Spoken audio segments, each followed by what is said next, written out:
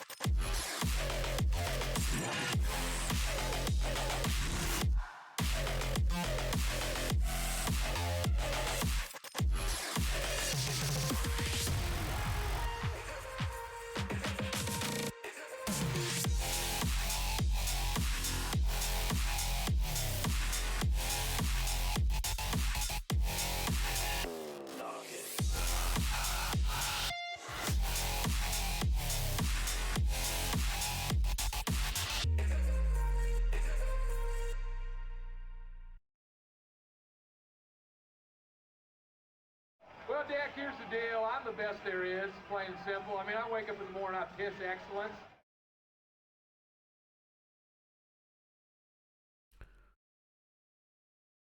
Ladies and gentlemen,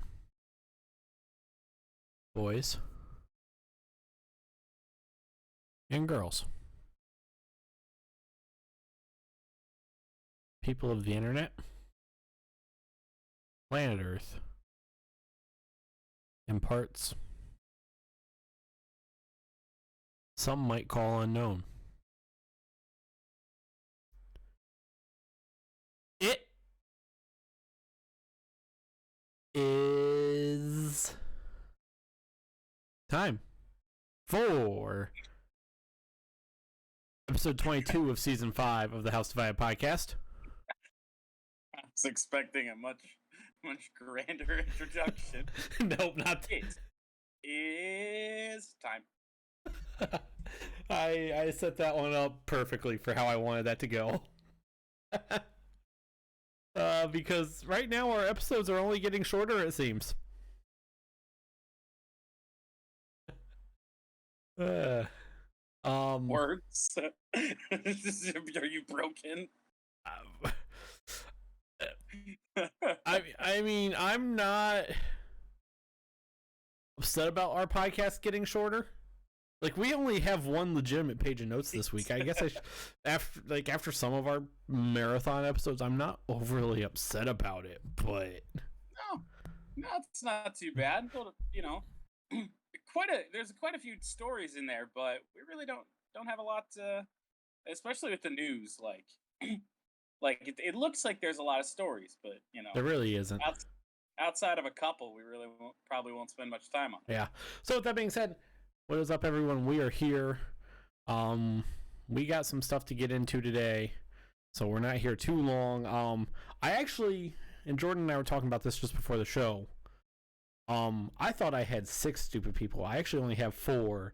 It's just 2 of those individuals, their stupidity, they did the thing you never want to do, and that's double down on your stupid. Oh no. So yeah, that's a bad thing to do. We're here, especially if you want to avoid being in this segment. Some people, man. Some people. If you double down on the stupid, you're gonna wind up here. You're here. You just guaranteed it. God. So I guess I'll lead with my 4, because you only have 4 too, right? I have 3. Oh, well, you can go first. So here's the fun thing about my 4 stupid people. 2 of these stupid people, and reminder, we are very early on in the year 2022.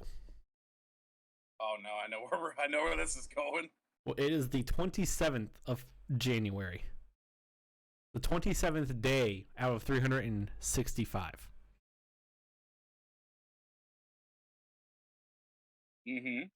Yeah. And I have 2 people just this week that are stupid person of the year candidates. Oh no. So let's get started. This first one came in reply to a video or a series of videos on Twitter about the 2016 Cleveland Cavaliers championship series against the Golden State Warriors. One of the very few NBA series I hold very near and dear to my heart. As a Cavaliers fan would. Yep. And as also someone who just detests the modern or this current iteration of the Golden State Warriors, mostly because their fan base are a bunch of fucking idiots and bandwagon fans that probably didn't know of Golden State until 2014. Yeah. I've kind of like reversed course a little bit on the Warriors. I used to be in that same category where I really did, like, they almost bored me in a way because they were just so good and they just won all the time. So naturally somebody, you win too much. It's a stupid thing to say, but like, you win too much, people are going to not like you. But now that they've had that little lull, they haven't really been much of anything the last 2 years, and now they're back, essentially. So it seems. I don't know. I feel like I'm kind of back on enjoying the Warriors, at least for a little bit. I will say I do enjoy watching the Warriors play basketball. They play good basketball. I do not enjoy them as a team because their fan base is probably one of the most obnoxious in all of sport. Yeah, if I wasn't a Pistons fan and Houston Rockets fans were kind of high on our shit list right now, I'd probably agree with you. Fair. And even Cavs fans to an extent, but that's a much more justified argument than what the Houston Rockets fans have been spewing lately. It all breaks down to Cade Cunningham, Evan Mobley, who is a great player so far for Cleveland. And then whoever the other guy was, Jalen Green. I believe so, yeah. Drafted. Yeah. And he's been the worst of those 3. So let's move on. Yeah. These several tweets from this stupid person were in reply to a video about the Cleveland Cavaliers coming back to beat the Golden State Warriors in the NBA Finals from a 3-1 deficit. They did indeed do that. Bay Area Sports replies to this person who posted these videos. Reminder.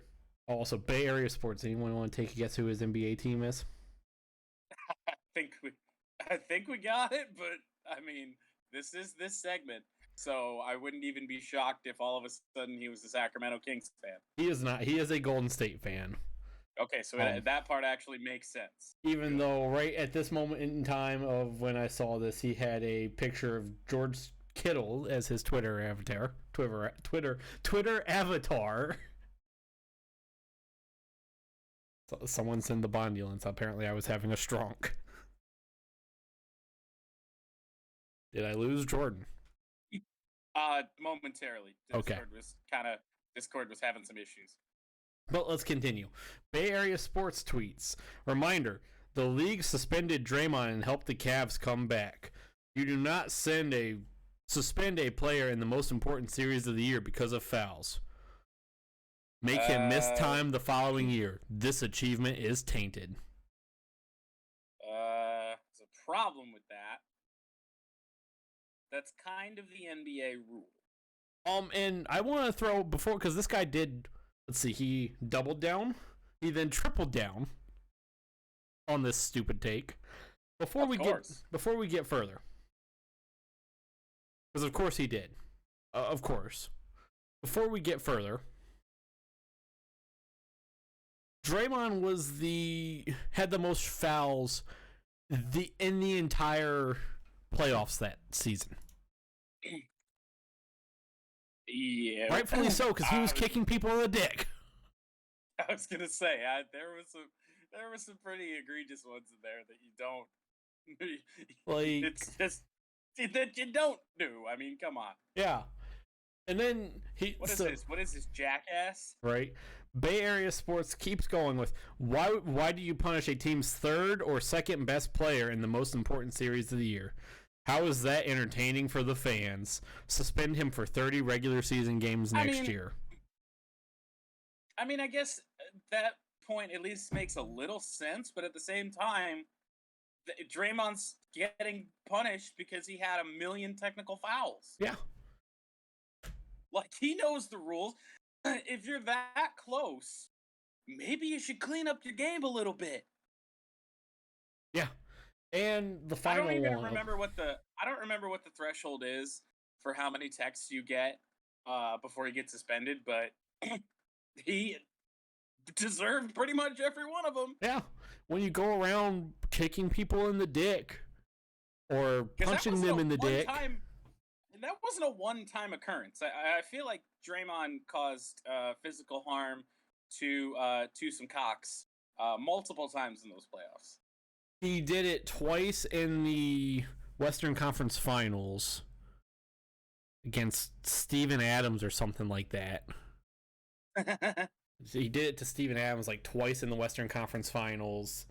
And then he did it to Kyrie once in the finals, and then he did it to LeBron, and then after he did it to LeBron, that was his 4th in 2 series. I think he had even more than that. I think those were just the cock kicking or punching incidents. Yeah. He had more text. Oh yeah. And then Bay Area Sports, he triples down on this after someone told him that Draymond was suspended because he had 7 technical fouls in the playoffs alone. That was an automatic suspension. Bay Area Sports comes back with, so suspend him a large chunk of games for the regular season. But that's not how it works. You can't taint a series over a technicality. That's not a technicality. That's the letter of the rule. And I did reply. This is one of those instances where I did reply to this stupid person, which I don't usually do. It takes a lot for me to do that. And I was like, so why didn't you just say that you want the rule to be applied differently for your team, for your favorite team? Right. And then he did come back and he was like, well, I don't want it to be applied differently. You do. You literally do. That's what you're asking for. Yeah. Like, because that's the punishment. Yeah, like you want the rule to be changed. And I don't care if, like, in the playoffs, it's arbitrary if it's in the playoffs or if it's in the regular season. You get 7 technical fouls in a few weeks. That's absurd. It's ridiculous. Like, especially when 4 of them were for kicking people in the dick. Like, come on. Moving on. What is that jersey behind you this week? Is it that? That old Ohio State jersey. Is the number 32 relevant to anybody? Who is the number 32? This year? Not this year. Like, how old is that thing? Oh, I don't even... Old. I just found it in my closet. Like, I don't know. Yeah. I mean, to be fair, my Michigan jerseys that aren't player specific has the number 4, which I think is Vincent Gray right now. So fair. That's interesting. I'm now curious as to who on Ohio State, because I think there is a 32. Let's find out real quick. It's not Henderson. What number is he wear? 34? 31? 32. He does wear 32. So there we go. It is semi-relevant now. Not really. Yeah, there you go. Hey, it's Travion Henderson jersey. Yeah. It's better than Vincent Gray, although he's in the draft now. Yeah. Keep rolling. This one came after the Baseball Hall of Fame, or Baseball Writers of America announced their Hall of Fame. Oh boy. Also, Bay Area Sports, he was one of the 2 from this week that is nominated for Stupid Person of the Year, my Stupid Person of the Year. We got one. That's a fair one. We got one out of the way very quickly. We're getting the second one out of the way even quicker. Or well, also. Okay. My second one. Nathan, this is from Twitter. Nathan, okay. And then his last name. His Twitter handle is in Rinks, which is his last name.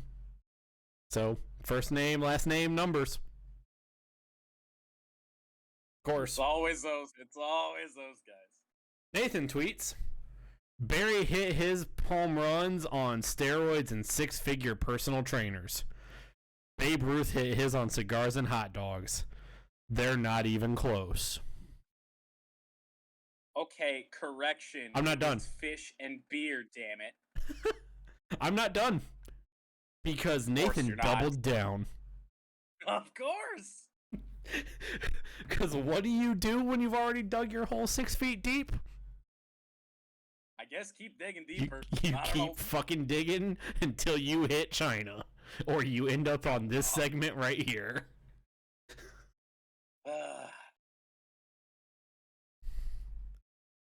I would love to see Barry Bonds supplement his body and train and live on $30,000 per year like the old timers did. So, who's going to tell him that Barry Bonds hit like 400, 500 home runs of his without steroids? Yeah. Who's going to tell him that? And I'm going to sit here and say, steroids don't have a place in the game. Oh, and MLB has done a good job of getting them out. But at the same time, that everybody that played in that era, okay, I won't say everybody, but basically everybody from that era was using them. Yes. It's called the steroid era for a reason. And we're putting guys in from that era, even though they didn't test positive, but neither did Barry Bonds. So all I'm going to say, like, steroids do 2 things. Well, they do one thing, and it's not make you hit a ball better. Hit a round ball with the size of a how big is a baseball? I mean, I got one on my desk here. I don't know. Baseballs have a circumference of 9 inches. Steroids. Okay, yeah, circumference of 9 inches, but like a hittable surface area when it's coming at you, maybe 2 or 3. 3 maybe. Sweet spot, maybe 1.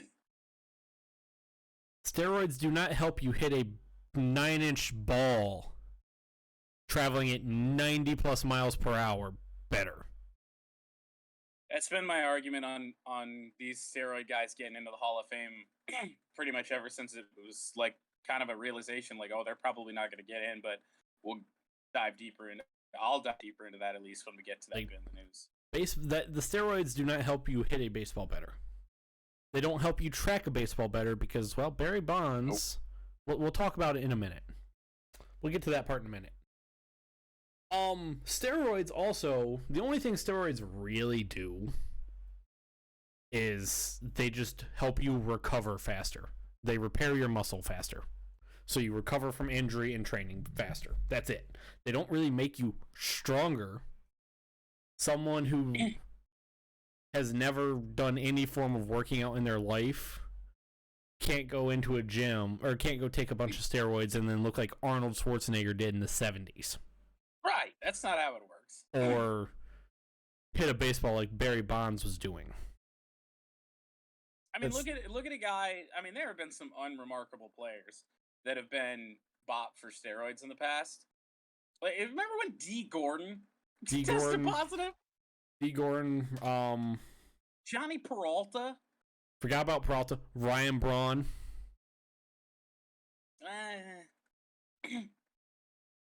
I mean, Ryan Braun at least hit some home runs. He did, but he's still not impressive. He's not. He's by no means a Hall of Famer. Like, you look at Ryan Braun, you're like, that guy probably doesn't do steroids. And he pissed dirty. We saw after the fact that it was very clear that he was, because he slimmed up quite a bit. Yeah. After he was off the stuff. Yeah. Anyway, moving on, because we'll talk about that more here in a few moments. This one comes from Facebook. Scott posted on Saturday after the Bengals won. Scott on Facebook posted on CBS Sports, "Sit the F down, Bungles fans. This was your last W of the season.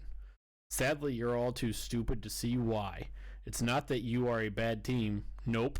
Pretty good, actually. It's simply that the script has been written and you're no longer in it. The final outcome will be Chiefs against Bucks. Get it? Old Sheriff versus the young gunslinger. Wild West scenario. It's all Hollywood. Enjoy the offseason. We've seen this movie before." Well, that's even doubly stupid with the power of hindsight. Yeah. knowing that the Bucks won't be there, but why would they script it to have the same Super Bowl as last year? First off, which was one of the lower rated Super Bowls,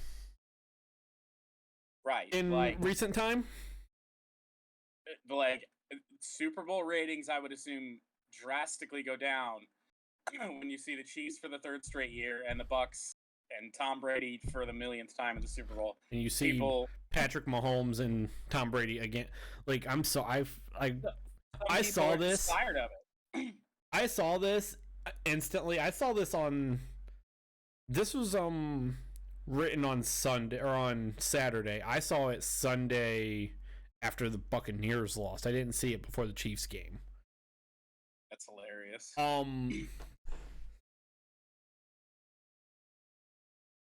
This whole fucking idea, and I've seen a lot of people saying, "Oh, we're just gonna see Patrick Mahomes and Tom Brady again. It's what the NFL wants." Why would the NFL want that? The people don't want that. They didn't want it last year. They don't want to see it a third time in a postseason game.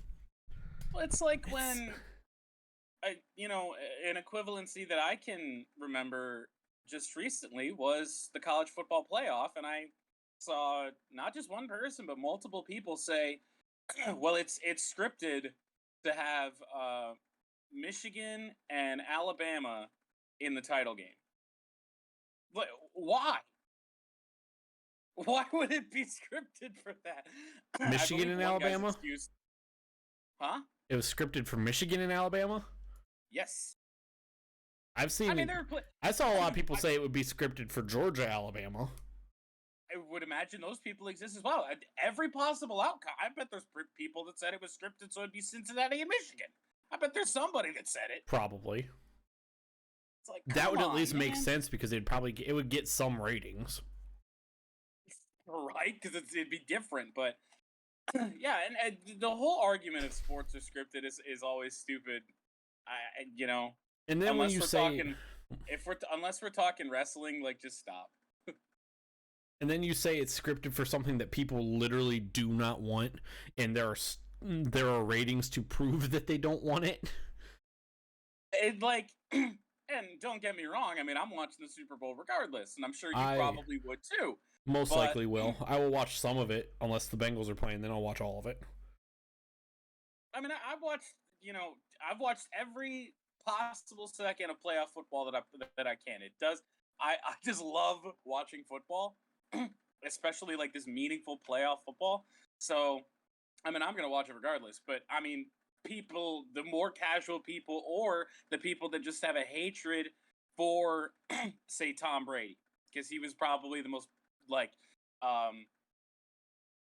obvious hated choice, maybe other than Aaron Rodgers,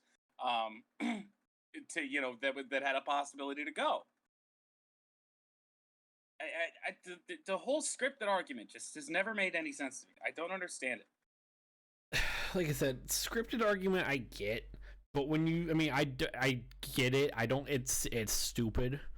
But when you go and say it's scripted for something that people have proven that they don't want, like you saw a lot of people saying it's scripted for Michigan, Alabama. I saw even more people say it'd be scripted for Alabama and Georgia, which is something that literally was proven that we don't want because it was the least watched college football national title in fucking 10 years, 12 years since I believe Alabama Notre Dame in 2012. Oh God, I don't want to remember that. Or 2013. Yeah, 12, 13, whatever it was. The 2012-2013 season. I was still in high school. Yeah, so that was my junior year. That game was a blowout at halftime. Yeah. Yeah, no, I don't understand it. I will never get it. Like, if you ever see me say that something is scripted in sports, I'm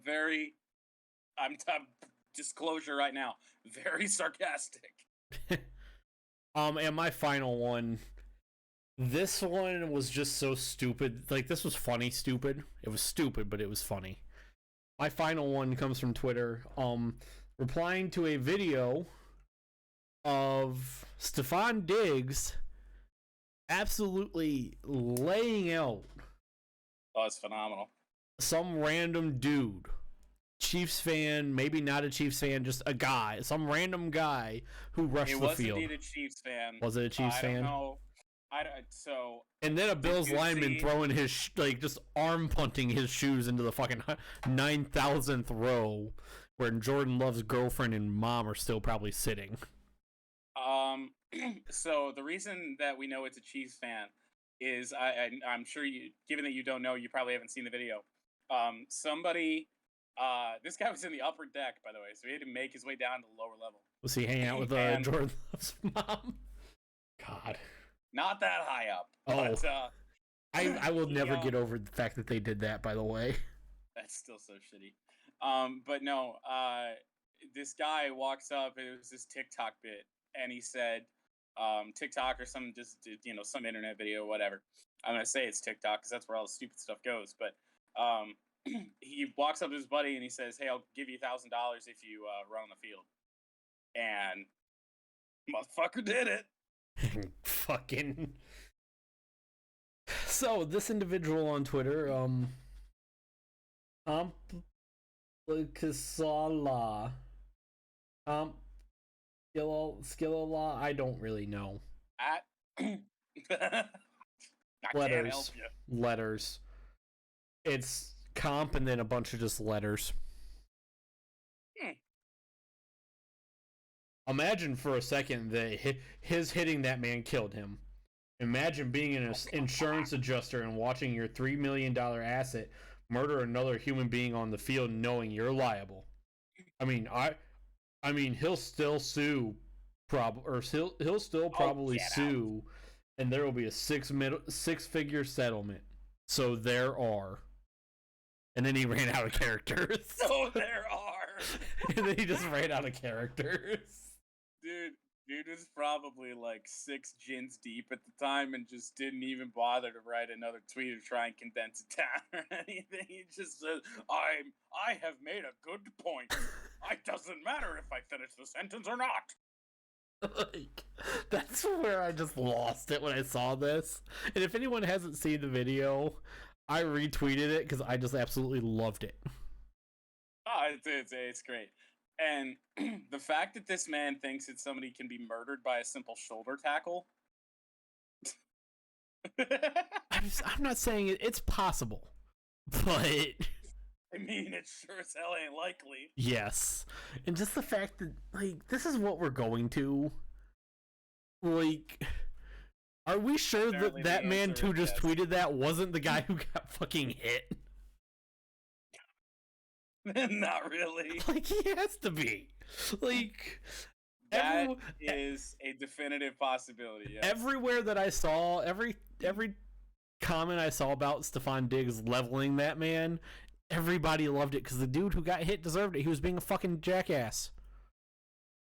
It's not the first time it's happened either. No. Everybody loved it, and then there was this guy. Oh, he could have got killed. I made a good tweet. I'm not finishing my tweet. God, no effort to finish it either. That was my favorite part. So there are. It's like, he just ran out of characters. I'm curious as to where else that was going. I kind of am too. I didn't bother going back to see if there was a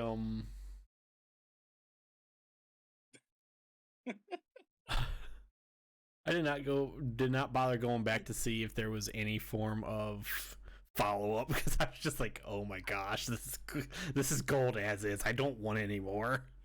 I doubt there is. Regardless, what he said was stupid. Or maybe he was a Bills fan who was so drunk that he just didn't. I don't know why. I don't know why a Bills fan would try to speak lawsuit against Stefon Diggs into existence. Right. That'd be an interesting choice. Yeah. Alrighty. Goodness gracious. Let's move on to your stupid people. All right. Where do we go? We'll head to today's news. That's not in the actual news. But it is. Oh yeah, there is one piece of news that I want to touch on. That I'm just gonna throw in here at the very end of the news segment. I'm not even gonna look because I don't think that it's what I'm talking about. I would assume not. It was announced today that Mr. 500 himself, Jeff Fisher, will be the head coach and, according to Wikipedia, general manager of the Michigan Panthers, that are a team in the new USFL reboot. Beginning play in April. I'm very excited about it because Michigan has a team, a historic USFL team. They were back there in the original incarnation of the USFL. I mean, the Jeff Fisher jokes have been pretty great. I will say, in terms of guys that are going to be coaching in the USFL, he might be one of the better ones, even though the jokes right now are hilarious. But regardless, that is not the point. So obviously, a whole bunch of people were picking up on this, having their jokes. And in comes Ryan on Twitter. Oh, no. judging by his profile picture, he is a New York Mets fan, of all things. And Ryan pops in with what's college's equivalent to 8-8. We have a bit of a problem here. The USFL is definitely not a college team. By no stretch of the imagination. The Michigan Panthers, or not a college league, rather. The Michigan Panthers are not a college team. No. No, they are not. And then I also saw somebody say something along the lines of, you don't play in Michigan, you're not the Michigan Panthers. But no USFL team is playing in their home state. Other than Birmingham. As of right now. What? Birmingham is playing in their home state. Oh, that's right, because that is where we're playing the game. So seven of the 8 teams are not playing technical home games, all games happening in Birmingham, which makes complete sense, because if the league flops, you don't want, legal battles over leases of stadiums after the fact. If the league's successful, and it does have a 2023 season, then they will go find places to be. That's kind of like a double-edged stupid thing, but I didn't screenshot the other one, so I don't know what that might be. College basketball world for stupid person number 2. And once again, we can thank Kirk Herbstreit for this one. Michigan basketball had a game scheduled against Illinois, or not Illinois, rather Indiana, I believe on Sunday. And resident jackass Dan Dockich tweets on the 21st, whatever day that was, and says, Indiana basketball played well yesterday. Thinking Michigan might try and cancel. Would you like to know the final score of that? Would you like to know the final score of that game? Because it did indeed get played. A lot to not even close to enough. 80-62. Hell yeah.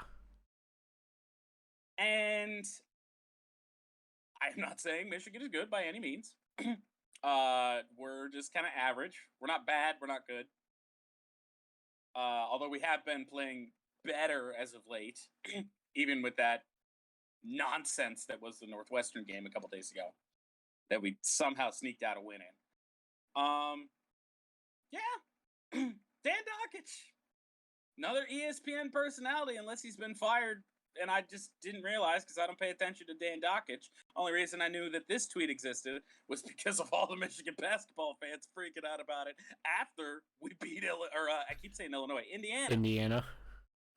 Oops. Yes, Indiana. What makes this even more bizarre is that if you remember, years back, Dan Dockich's son played for Michigan. I did not know that, but I mean, he didn't play a lot. He was on the roster. He was on the active roster. I think he transferred somewhere else at one point. I don't know. He didn't play a whole lot.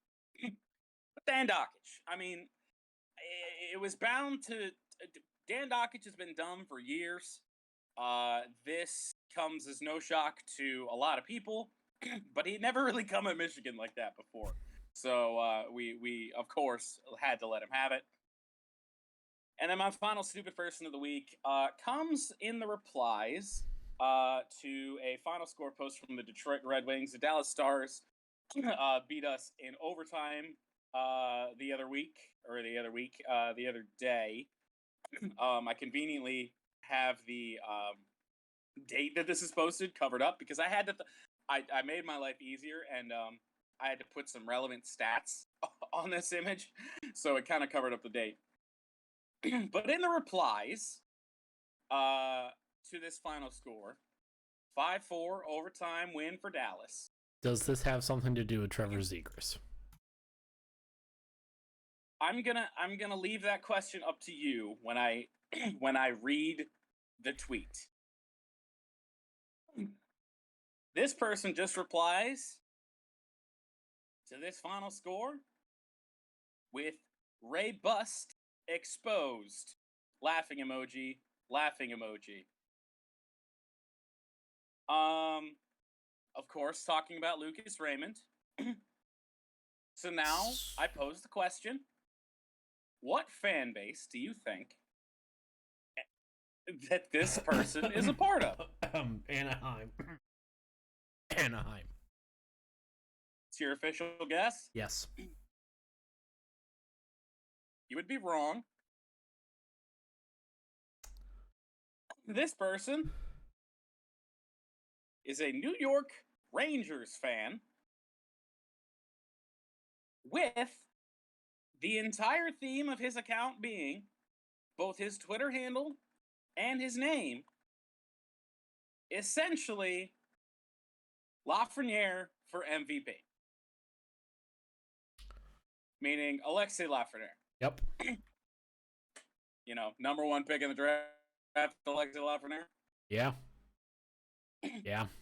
I'm gonna read you some stats here.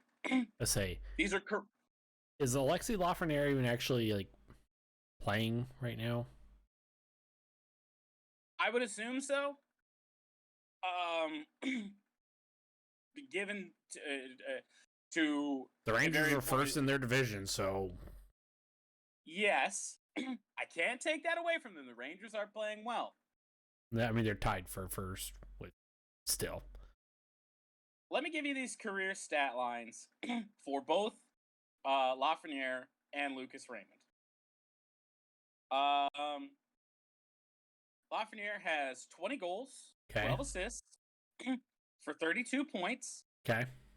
-10. Raymond has 11 goals, 23 assists for 34 points. Plus minus of 0. Very, similar stats, right? The only problem is, those are career stats. And Lafreniere has 97 games played to Lucas Raymond's 43. Lucas Raymond has more points in less than half the games that Lafreniere does. Yes. Yes, he does. And he might figure it out. I don't know. But, hey, the Red Wings falling in that draft and finding Lucas Raymond is the best. I was so pissed about it when it happened because I wanted Lafreniere so bad. But we got Lucas Raymond, who is... he's got more points than I get Lafreniere has more goals. But at the same time, you're talking 2 more points in like 50 less games, 54 less games. Yeah. Yeah. Don't even get me started on the Trevor Zegras stuff. I messaged Austin before we started this podcast, so I'm ready to go for the podcast. But Trevor Zegras just scored a Michigan, and I am emotionally torn apart because Lucas Raymond also has more points than Zegras. He's played better than Zegras. Zegras has, I believe, only 3 more points at the last stat check than the Red Wings' other Calder candidate, Mo Seider. Mo Seider is a defenseman. Yes. Yes. Stupid people say Rogers would come to Pittsburgh. Yeah, well, especially with the news that we're going to get to here in a little bit, I think Pittsburgh is not a possibility. If he goes anywhere, it's going to be a team we'll mention shortly. But those are my stupid people say stupid things. Shall we get into the news? I actually got to pull the notes up. There we go.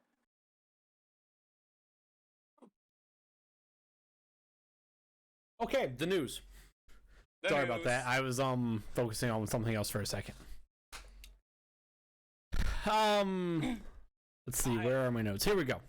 Here, actually, let me take this one because the second bit of news actually, I mean, at least partially relates to you, right? Kind of, barely. I mean, we're both going to be in on this one anyway, but the MLB Hall of Fame class of 2022 was announced the other day.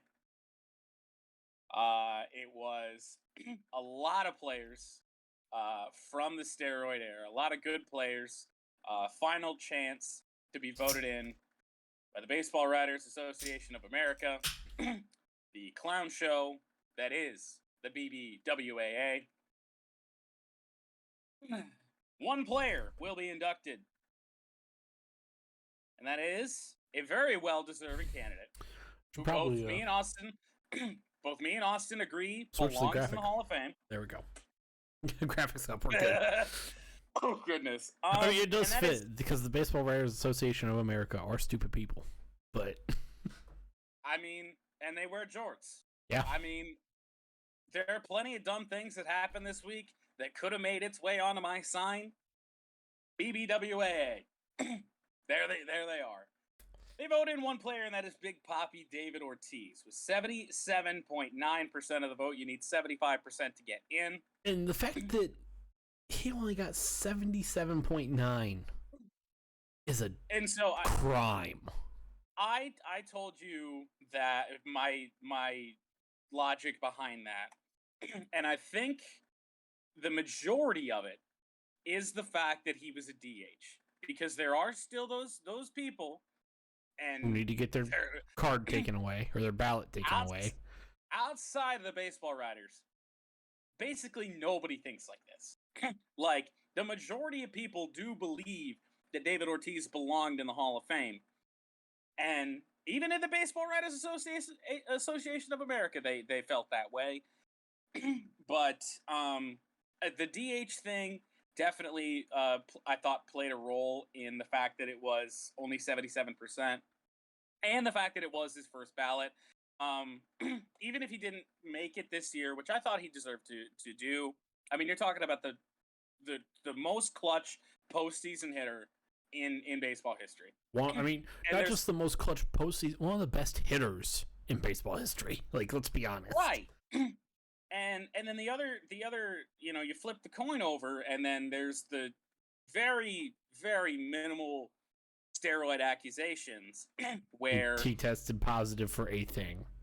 He tested positive for a thing, but in that same testing cycle, 10 Boston Red Sox players tested positive, and they were believed to be false positives. Yeah. So we got a whole bunch of stuff to get there.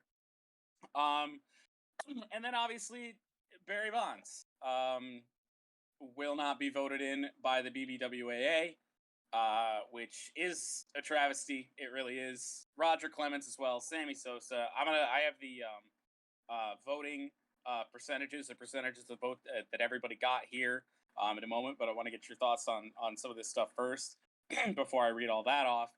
But I mean, and I know where we stand on this, and we both agree that both of these people belong here. That both Ortiz and Bonds, or not Ortiz, he's in, but Bonds and Clemens. And I don't know how you feel about Sammy Sosa. I would put Sammy in the Hall of Fame as well. Sammy deserves to be in the Hall of Fame. I mean, simply put. I mean, one of the greatest, another great hitter from that era. And I mean, what we touched upon, it's stupid people say stupid things. Like, you don't become a great hitter by taking steroids. You can't become Barry Bonds or Sammy Sosa by taking steroids. You just can't. So you gotta know how to hit a baseball first. And again, as I said, the steroids won't make you hit the ball farther. The steroids help you. I'm trying to word this properly, because steroids themselves do not actually build muscle. They help the muscle recover. And exactly like you said, like, I couldn't take steroids tomorrow and turn into a Barry Bonds level of athlete. Like, This is not how it works. Yeah. Any thoughts before I go into the percentages of the vote here? Because, I mean, we could open a whole bunch.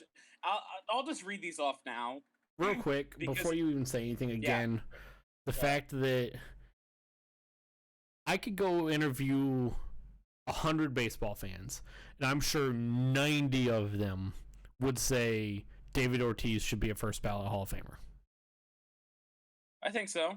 And the fact that only 70, we'll say 78%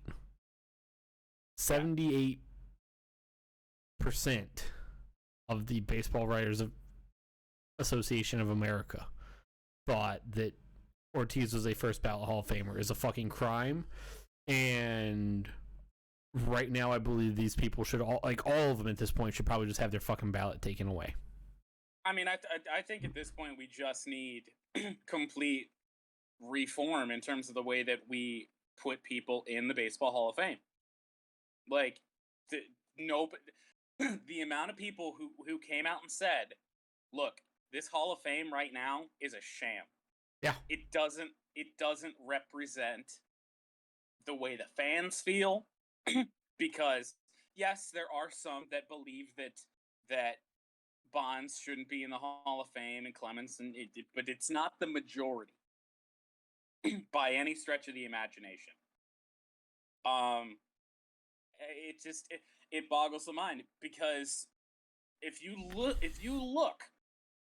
at the mission statement of the Baseball Hall of Fame, it is to preserve the history of the game.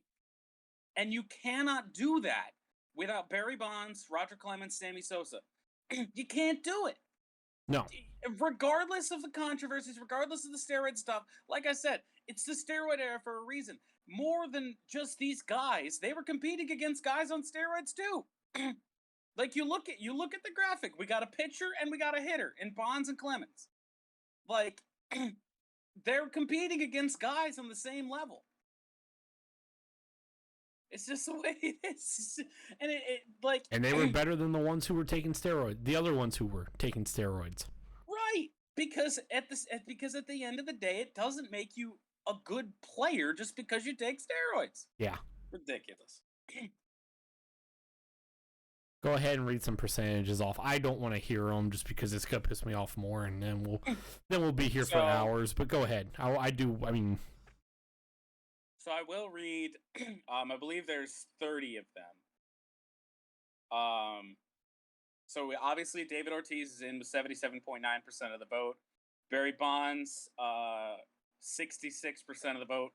So needed 9% more to get in. And that was his final year. Roger Clemens was 65.2, and that's about status quo with the trends that the writers had been on, that they put Bonds and Clemens both very, very close, regardless of what the percentage is. In every year of their eligibility, they were always very close like this. So it's no shock to see them very close again. Scott Rowland's going to be a prime candidate to get in. Yep. Next year, he got 63% of the vote. Curt Schilling, who actively asked voters not to vote for him, actually dropped down in percentage with 58.6% of the vote. It was his final year as well. Todd Helton, 52% of the vote. He might have a chance in later years. Billy Wagner, great closer, 51%. Andrew Jones, which all of a sudden has a lot of traction to get in here in these next couple of years, with 41.1. Gary Sheffield with 40.6. Alex Rodriguez, 34.3. Fucking Jeff Kent. Was that Dan O'Shaughnessy or was that somebody else? Shaughnessy. Did the Jeff Kent thing. 32.7. Manny Ramirez, 28.9. This one pisses me off. Omar Vizquel at 23.9. Sammy Sosa, I don't understand, only got 18.5 final year on the ballot. Andy Pettitte, another steroid era guy, 10.7. Jimmy Rollins, 9.4. Bobby Abreu, 8.6. Mark Burley, 5.8. Torrey Hunter, 5.3. Torrey Hunter will get in eventually. I would like to think so, because there's a lot of big names ahead of him. You're looking at 4 guys that are dropping off the ballot after this year. So after Torrey Hunter, we drop into the guys that got less than 5% of the vote and will drop off the ballot. Joe Nathan, closing pitcher, got 4.3. Tim Hudson got 3%. Tim Lincecum, 2.3. Ryan Howard, I don't even know why he was considered at 2.2 even. His career was not remotely long enough. Justin Morneau at 1.3. Jonathan Papelbon, 1.3. Prince Fielder, 0.5. This one pisses me off. AJ Pierzynski got 2 votes, 0.5% of the vote. Carl Crawford, 0%, and Jake Peavy, 0%. So anyone with less than 5% will drop off the ballot. They will not be eligible for the Hall of Fame. Real quick, what did you say Omar Vizquel's was? And a reminder, this is not his last year on the ballot. Correct. He got 94 votes, which was good for 23.9. But I would imagine he is running out of years for eligibility because, I mean, he's been retired for a while. I mean, he was a Tigers base coach for a little while as well. He retired. His final season was 2012. So this would be year 10 for him. No, there's only 10. You only have 10 years of eligibility, so it must be year 9. No, because it doesn't take an effect till after 5. Oh, right. So this is. They might have. He's got, I think, a few more years then. Yeah, it doesn't take effect till after 5. Unless they change that as well, because they did change. You used to have 15 years of eligibility. They dropped it to 10. Yeah. I don't know if that's a spite at the steroid guys. Yes, 100%. Yes. I don't know, but yeah. The fact that he got 22, you said? 23.9, 24% basically. Literally one of the greatest fielders I've ever seen. Love Omar. What are we doing? Love Omar. Played for Cleveland for 10 years.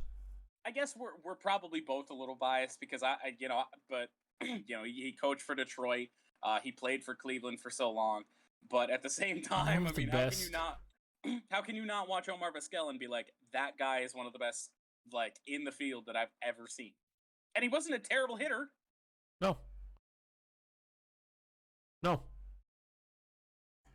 Like, if he played in the era of war, he probably would have won more awards than he already did. Yeah.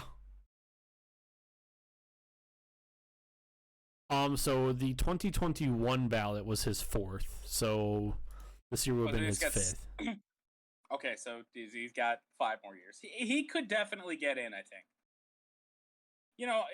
think. Because really, I don't see, other than Adrian Beltre, I don't see any surefire Hall of Famers jumping in on the ballot next year. I mean, we got guys like Victor Martinez on that ballot, who I don't think gets there. Not as first, much as I wish. Not first year. I don't know if he gets there at all. I think he's very borderline. Adrian Beltre and maybe Joe Mauer. Maybe. Beltre, yes. I'd say Beltre has to be first ballot, right? If not, I have no words. Like, there's zero reason. Let's move on, because I could go on about this for hours. My final thought in it. We'll sum it up here with, these guys deserve to be in the Hall of Fame, and I really hope that the Veterans Committee puts them in there. The Veterans Committee they'll get in. They have to. I'm not so certain. Because there's only 16 members of that committee, but they still need 75% of that committee. They need 12 of 16. Like Bonds, especially. I think the Veterans Committee will 100% get Bonds in there. I think if you put Barry Bonds in, you have to put Roger Clemens. Yeah, I really do. The fact that we could, if they don't, then the entire process has failed. And one last note on this that I have is that, and I told you I was gonna have to do this. I have to give Rob Parker, of all people, credit. Rob Parker, I hate Rob Parker. I do too. I'm blocked 3 times on Twitter and once on Instagram by Rob Parker. Like, come on. I hate the guy. He has good takes. He had one after the vote was announced. He said, look, the BBWAA let baseball fans down by doing this. He voted. Actually, I have to pull this up. I know he voted. Here it is. He voted Bonds, Clemens, Sheffield, and Sosa. So he was one of the people that didn't vote for David Ortiz. But, I mean, you're looking at a guy who has 9 more years eligible on the ballot. Yeah. And I'm sure there probably is a limit for how many people you can vote for. Bonds, Clemens, Sheffield, little bit borderline, but Sammy Sosa, I mean, Bonds, Clemens, Sosa belong there. So yeah, for once, Rob Parker, this is probably the only time I will ever do this. Mainly because I don't really see what you say anymore, because as aforementioned, I am blocked in a lot of places. But yeah, Rob Parker was on the money for once. Probably the only time this year. Let's move on. Actually, my final thought on this, just because, again, I said it.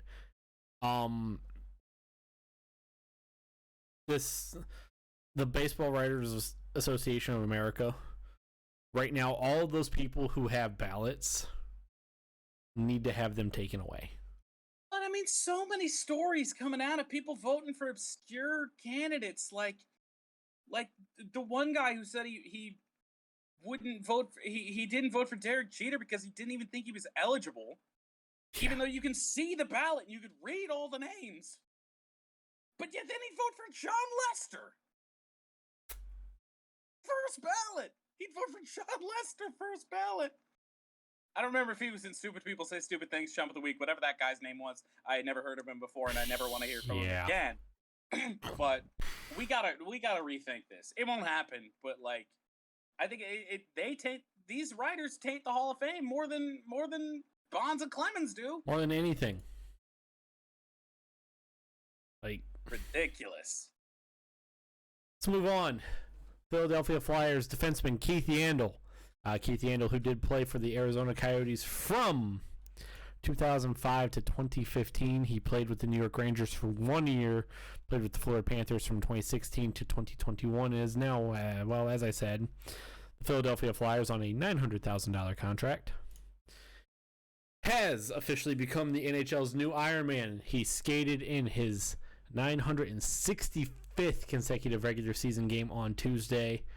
That was from March 26th of 2009 to the 25th of January 2022, breaking the record previously held by Doug Jarvis. That ranged from October 8th of 1975 to October 10th, yep, of 1987. Yeah, I mean, what can you say about this? I mean, these longevity records and these consecutive games records are always really impressive. I had no idea he was this close. I didn't know he was this close. Keith Yandle's just such a presence, in the NHL, and he has been for so long. Captain Keith, man, even though he's not a captain, but good. It was good to hear. I mean, I thought for sure so I didn't think for sure, but I felt in my heart that it was Chris Chelios, but I think he holds the record for all-time games played. That's possible. That dude played forever. Forever. In a longer schedule than Gordie Howe did. So. Yeah. All I really gotta say about this is I like Keith Yandle. He's a good player. For a long time on some of those Gretzky-owned Arizona Coyotes teams, he was one of the few bright spots. Right. And, since this is a bright spot for the Arizona Coyotes and their fans, I will refrain from any jokes about them potentially playing in a 5,000-seat arena. Please joke about it because it's comical. I knew the whole Gila River. What is it? Still the Gila River Arena? Is that what it is right yes. now? I knew they had the whole rent controversy thing that they weren't paying the rent. That apparently got settled, yep. But this kind of came out of nowhere. I will refrain from jokes because I can't do any better than Brad Marchand. If you haven't seen that yet, go look that up. That was phenomenal. I won't do it. I won't do it right now. If it happens and it's in the news again, I think both of us probably will do it. Yeah, I don't have much to say. It's comical. Less than 3,075 seats. Oh God, it's even less? Oh yeah. What's this whole 5,000 number I keep seeing thrown around there? I don't really know. That's the, I believe, official number. This is it would elicit the same response as when the Chargers, when they first moved to LA, were playing in the MLS stadium. Yeah, and fuck. In not LA. Yeah. In Inglewood there, where the Galaxy play. Yeah. I mean, we're not even in Inglewood. Fuck, where are the Galaxy at? I think Inglewood is where the actual where SoFi Stadium is. Yeah.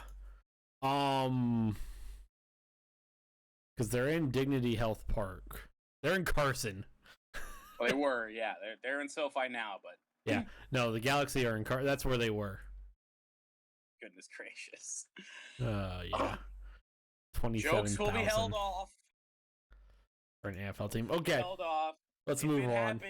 If it happens, though, the common courtesy with Keith Yandel doing this might wear off a bit. Right. Let's keep rolling on. Ben Roethlisberger has officially retired from the NFL after 18 seasons. Excuse me. Roethlisberger finished his career as a 2-time Super Bowl champion, a 6-time Pro Bowler, 64,088 passing yards, which was 5th all-time, and 418 touchdowns, which puts him at 8th all-time.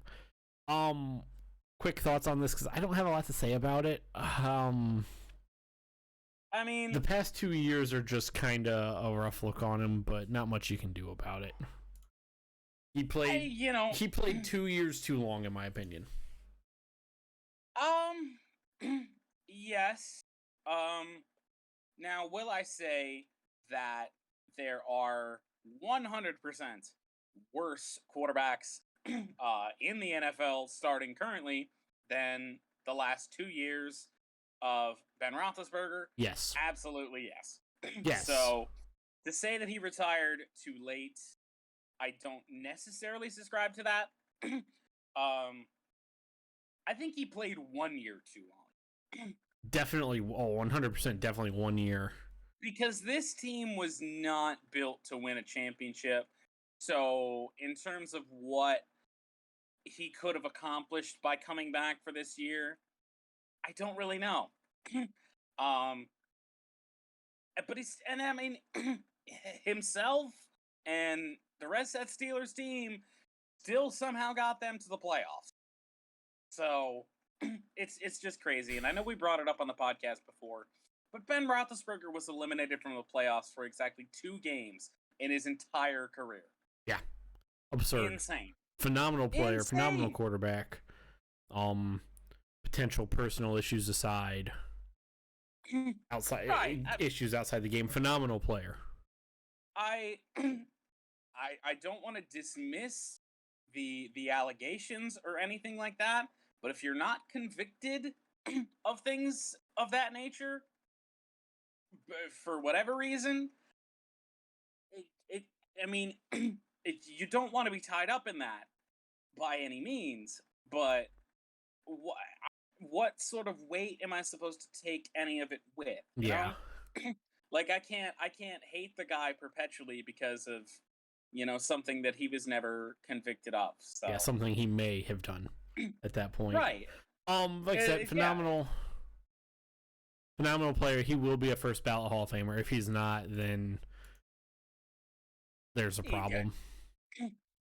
The Pro Football Hall of Fame ain't like the baseball Hall of Fame. Pro Football Hall of Fame is not a sham. We will see. We will see. I mean, if you're top 10 in passing yards, top 10 in touchdowns, 2 Super Bowls, the fact that he only went to the Pro Bowl 6 times, I think is more, know that he went to the Super Bowl a couple times. So he couldn't go to the Pro Bowl. I feel like that's what it was. He went to the Super Bowl, what? I know of 3, maybe 4. I think was it 3? Just 3? I think it was 3. Did he lose the Super Bowl? He lost to the Packers. Lost to Aaron Rodgers. Only QB to throw for 400 yards in 3 games. I believe he threw for over 500 in 4 games. Unless Wikipedia lied to me earlier. Sounds similar, right? If you want to look that up, I will start with the next piece of news. I got it right here. Okay. NFL records: most career 500-yard passing games 4, most career perfect passer rating games 4, most completions in a regular or postseason game at 47. 2-1 in Super Bowls. All right. Yes, because I know he lost to the Packers, Aaron Rodgers and the Packers. Oh, that's right. He did play the Packers. I forget about that Super Bowl. Because it wasn't really memorable. Pittsburgh, you really could have done a great service to all of us and beat Aaron Rodgers. Come on. No. Couldn't have done it. Like, that Super Bowl was not really memorable. I mean, there's plenty more memorable Super Bowls for me than that one. I mean, I'm sure I watched it, but I don't remember it. But yeah, most career 500-yard passing games, say over 400 is not entirely common, but there are plenty of people who've passed for 400 yards in the game. But 500-yard passing games, 4. It's absurd. Absurd. But anyway, shall we move on? Yep. New Orleans Saints head coach Sean Payton is stepping away from coaching. Sean Payton did not rule out a return to football or coaching in general. He said, "I don't like the word retirement. God, I am having a stroke." Words are hard, man. We've been over this. Yeah, that Cardinals Super Bowl. I mean, so many memorable moments from that one. I don't like the word retirement. I still have a vision for doing things in football that might be coaching again, but that is not where my heart is right now. Apparently, Sean Payton has turned into Urban Meyer. Has he? Not really, but no. This is a very Urban Meyer-esque quote. Like, well, not even that, because he didn't use the word retire. He detested the word retire. Urban flat out said, "I'm gonna retire."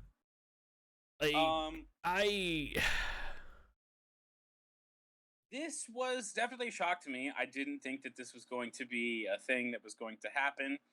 But this is a bit on the conspiracy theory side in terms of the reasoning for this. The Saints are in salary cap hell. Yes. That team is in a rough spot. They're $50 million over the salary cap. That is not a place you want to be. Peyton's been there forever. If that is the reason, can you really blame him for his heart not being in it right now? No. So you got one superstar on that team, and that's Michael Thomas, and who's perpetually hurt. Yeah. When he's healthy, he lights the world on fire. Yeah, for sure. But right now, you don't have a quarterback to throw to him. We do have breaking news, but I will hold it off because it is kind of in relation to hires. So in relation to what? To NFL staff hires. Okay. But this is something that I was expecting for a while. If that doesn't give it away as what it is, I think I know what it is then. But we'll get there. I'll throw it in there when we're done with this before we get to Denver. Go ahead. I can't blame Sean Payton regardless of the reason. Whether the reason is simply just what he said. If his heart's not in it right now, then hey, good on him. The burnout of the NFL is a real thing, and if this dude wants to take even the 3 years that are left on his contract off, then good on him. I mean, he's not that old yet in terms of NFL coaching standards, so I would definitely foresee him coming back to coach somewhere that I would assume will not be this year. Because really, what job is he going to take that's so much better than, than New Orleans? Any job with a quarterback right now? Well, one of those is already filled. So, what, Miami? No, I don't think he's going to Miami. Yeah. Because even Tua is, who knows what Tua is yet. But,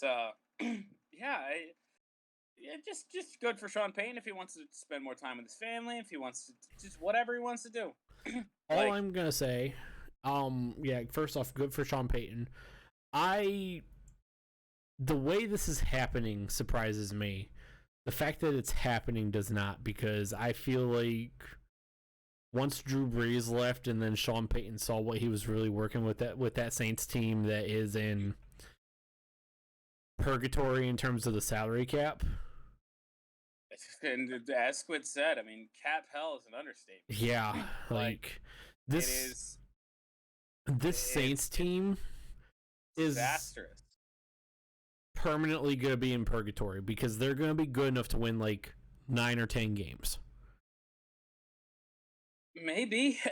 I don't know. They're going to be if this team stays kind of how they are, because you can move some random pieces around and be fine, because we all know the salary cap is not really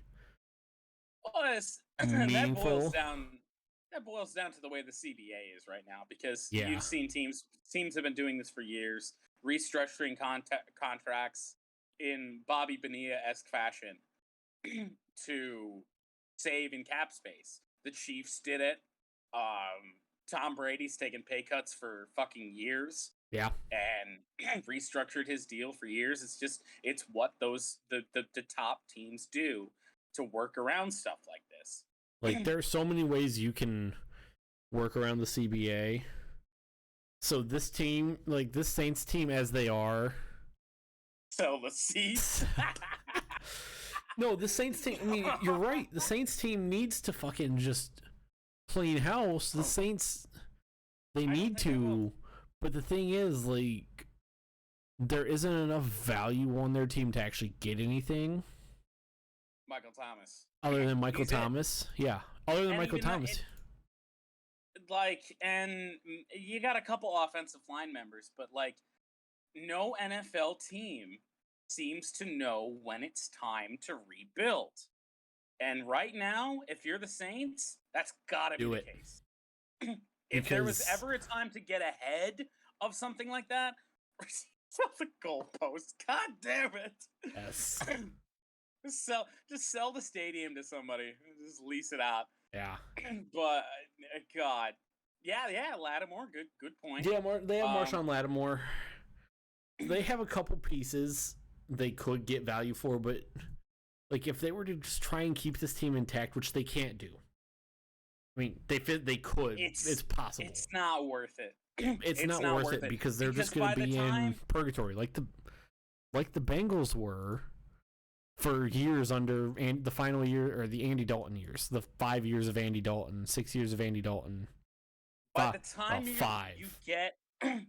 get everything straightened out, cap wise, and get pieces to compete for the future, Michael Thomas is going to be like 34. Yeah, like this Saints team is down that bad. Yeah. So, and the fact that they almost made the playoffs is, I think, a credit to Sean Payton, if anything else. Yeah. Like I said, I think I'm not surprised by. I figured Sean Payton wasn't going to be there next year. I'm surprised that he's just. Totally caught me up because I just figured, like, with where this team is right now, Sean Payton is a guy who doesn't want to just be sitting in purgatory, in NFL purgatory, which is what what the Saints team's gonna be. They're gonna be a 9, maybe 10-win team. And I think especially without Sean Payton, without a true quarterback, not a lot of great skill position players outside of Kamara and Thomas. There's another trade. Yeah, He's Alvin Kamara. But like, yeah, forgot about him just because he was like mostly irrelevant this year. Like he was quietly good, but like he wasn't, the star that stole the show like he has been in years past. But I mean, I think a lot of that has to do with just where the Saints team is right now. That's I mean, when you're in the cap situation that the Saints are, man, how are you in that spot and have a team like this? How does that make sense? I mean, it was the Bengals. The Bengals were like this. The 5 years of Andy Dalton, the final 2 years, the Bengals were just ass. The Bengals were like this. I can imagine, because didn't you, like, you guys signed AJ Green, right? We drafted him and then re-signed him. No. Well, yeah, no, I'm talking about re-signs. Yeah. Like, giving them big money deals. Yep. AJ Green, did you guys re-sign Andy Dalton? Yes. Geno Atkins, Carlos Dunlap. Yep. So, at one point, we still had Chad Ochocinco on contract. Oh, God. For a bit of Andy Dalton, not long. The Bengals were, Carson Palmer contract. The Bengals were paying him when he was in Arizona. And that wasn't even where you guys sent him. Nope. This is the fucking Raiders. The breaking news. Are we ready to move on from that? Yes. Breaking news is something that was reported the other day, but it was just that he was the front runner for the job. Ravens have hired Michigan defensive coordinator Mike McDonald, who was on the Ravens staff literally 1 year ago. Last year. Got the job in Michigan. John Harbaugh, Jim Harbaugh, they're kind of related. Really? Gave some tips to losing it. Oh, really? Yeah, they might be brothers. I don't know. Maybe. But Mike McDonald is gone, and I would not be shocked in terms of Michigan if that just means Mike Elston, the recently signed coach from Notre Dame, is promoted to DC, and that very well could have been the plan all along. I don't know. Mike Elston is a guy that is DC caliber, so yeah, it makes a whole bunch of sense. Like, I don't think they probably won't waste any time now that this is official, because Baltimore has agreed to terms with former Michigan assistant as to be their new defensive coordinator. So watch Jim call Don Brown back. Don Brown accepted a head coaching job not too long ago. So did he really? Well, I guess you're safe. Yeah, thank God. You're safe. Do not. Yeah, I don't want Don Brown's 215-pound defensive tackles anymore. You're safe. Fuck out of here. All I'm gonna say about this. Did you have anything else to add? No, I mean, just good luck to Mike Macdonald. I mean, he really re-energized that Michigan defense and rebounded them nicely after the nonsense that was Don Brown. So, I mean, that credit to him. He was only here a year, but the difference was definitely noticeable. All I'm gonna say about this, and Macdonald might be a good person. I don't know him as a human. I mean, we didn't get the chance to know him as a human, to be honest. Neither Ohio State fans or Michigan fans did. Nobody did. All I'm gonna say, Burrow, he can't be older than what, 24?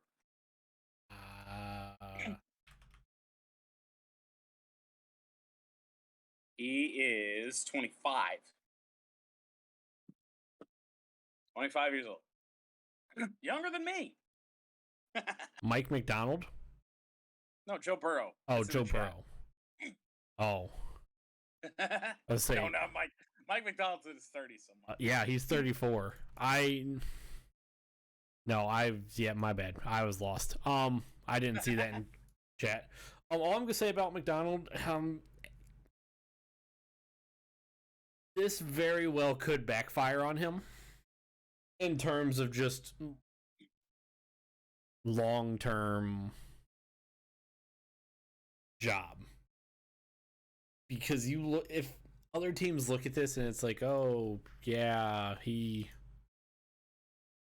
just left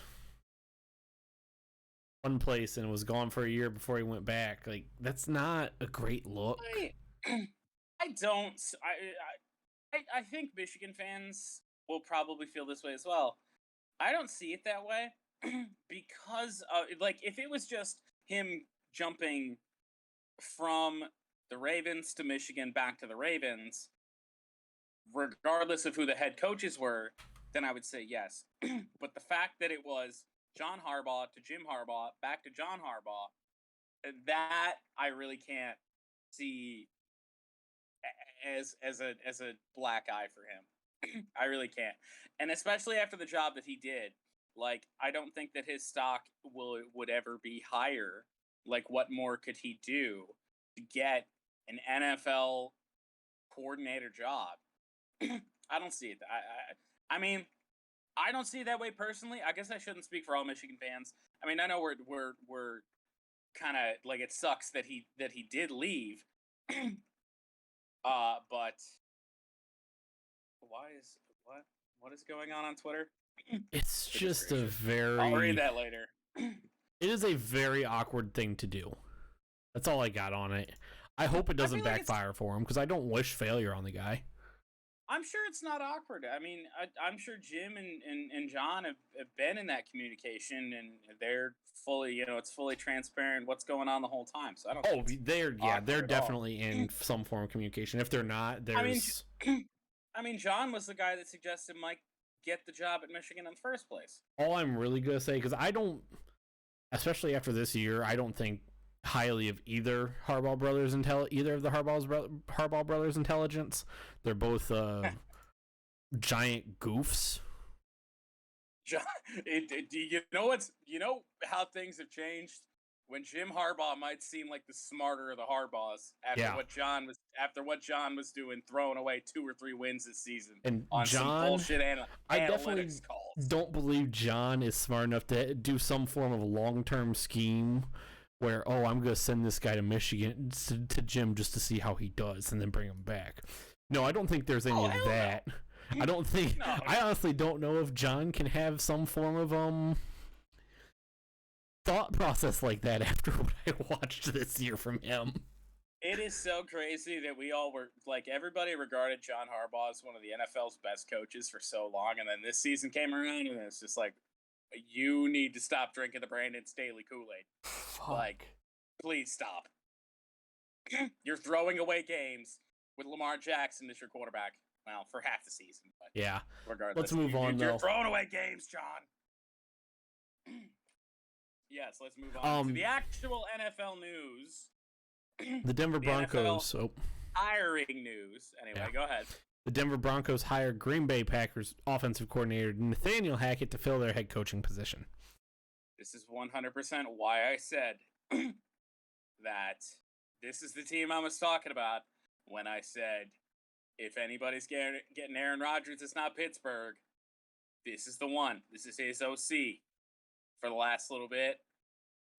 This is, I think, a play for Denver in an attempt to get Aaron Rodgers to them. Has to be. Yeah. And there were rumors out there that Jacksonville had publicly said that they interviewed Hackett, and they made this move to, they jumped on it first, and Jacksonville loses out. I don't think that's it at all. I really do think that this is a ploy to get Aaron Rodgers to Denver. It has to be. Like, that's the only thing I can see. Like, Green Bay Packers offensive coordinator. Oh, yeah, great. The offense that is only good because of Aaron Rodgers. Yeah. Like, that offense, put Jordan Love in there. It wasn't good. And see what happens. Rodgers to Seattle. What? Get out of here. I mean, that'd be a move. That'd be a move. Trade Russell Wilson, then use what you get. I feel like that's kind of lateral. Yeah. I don't feel like that's a big improvement. I mean, Russell Wilson's an elite quarterback. You're talking straight up. Rodgers to Seattle, Russ to Green Bay. God. That would break the internet. That would break this podcast. Oh my God. I would be amazed. That ain't gonna happen. A near lateral move. Seattle is getting a slight win out of it. But I mean, yes, I can't even bullshit. I mean, Aaron Rodgers is incrementally better than Russell Wilson, but they're both. I don't know if I can say top 5 after this season, but Russ was hurt. But in years past, I would say they're both top 5 quarterbacks in the NFL. The biggest thing is Aaron Rodgers isn't going to want to run the offense that Pete Carroll wants to run. Like, let's be honest. Probably not, because Pete Carroll has been traditionally run heavy. Yeah, that's not. We can speculate Aaron Rodgers after the offseason or after the Super Bowl. Don't even worry about that. Aaron Rodgers is. I'm gonna take my time. We're in for another offseason of purgatory with Aaron Rodgers. I'm okay with it. Let him at this point. I don't even know. I'm so committed to hating Aaron Rodgers, and I have been for the longest time, that I don't even care. Like, if anybody deserves to actually sit, if any quarterback in the NFL deserves just to be like, you know what? I'll take some time to think about it. Aaron Rodgers is one of those guys. I mean, yes. Is he one of those people that sometimes when he gets in front of a microphone, I just laugh at what he says because some of it is just so outlandish? Yes. I mean, gotta love Dr. Joe Rogan, but this ain't the podcast for that. But at the same time, like, if Tom Brady said something like, said the same thing, like, oh, I'm just gonna take my time and I'll learn eventually. Nobody's gonna fault Tom Brady for that, and the fact that people are doing it with fucking Aaron Rodgers is just comical. Like, Tom Brady actually did say that this time around. Did he really? I don't think he's gonna go well into training camp with taking his time like Rodgers did last year. Exactly what Squid said. Watch Rodgers waste our time and go back to Green Bay. It's exactly what he did a year ago. You look at when he did Capital One's The Match. And they asked him if he's going to be playing for quarterback for Green Bay. I don't know, some philosophical bullshit. I honestly, guy wants to act like he's the smartest guy in the room when he's not. I honestly think he doesn't really like it in Green Bay right now. I mean, who would? Like, that organization, front office especially, has done exactly what they should not be doing to help him out. Yeah. Oh, like had a first round pick, Jordan Love. Okay. I think it probably wasn't great before that. It's been really bad after that. Yeah. I think for the past 2 years, it's been I think even before then,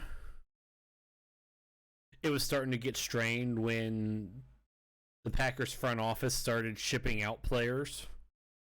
And then Aaron Rodgers just became the guy who loses to the 49ers in the playoffs. Which we'll talk about that here in a few moments. God. Like, I think once the Packers once the Packers front office just started shipping players away, that's when when Aaron Rodgers started having issues, and then it's just gotten worse since the Jordan Love trade, or the Jordan Love pick. Well, and you look at the day of that pick when he was on Pat McAfee, the day of the draft, and he said, "We haven't drafted a skill position player in the first round since Lord knows when, before he even got to Green Bay." And he said, "It'd be pretty cool if we did." Same day, drafts Jordan Love. Yeah. Hey, technically a skill position. Is it?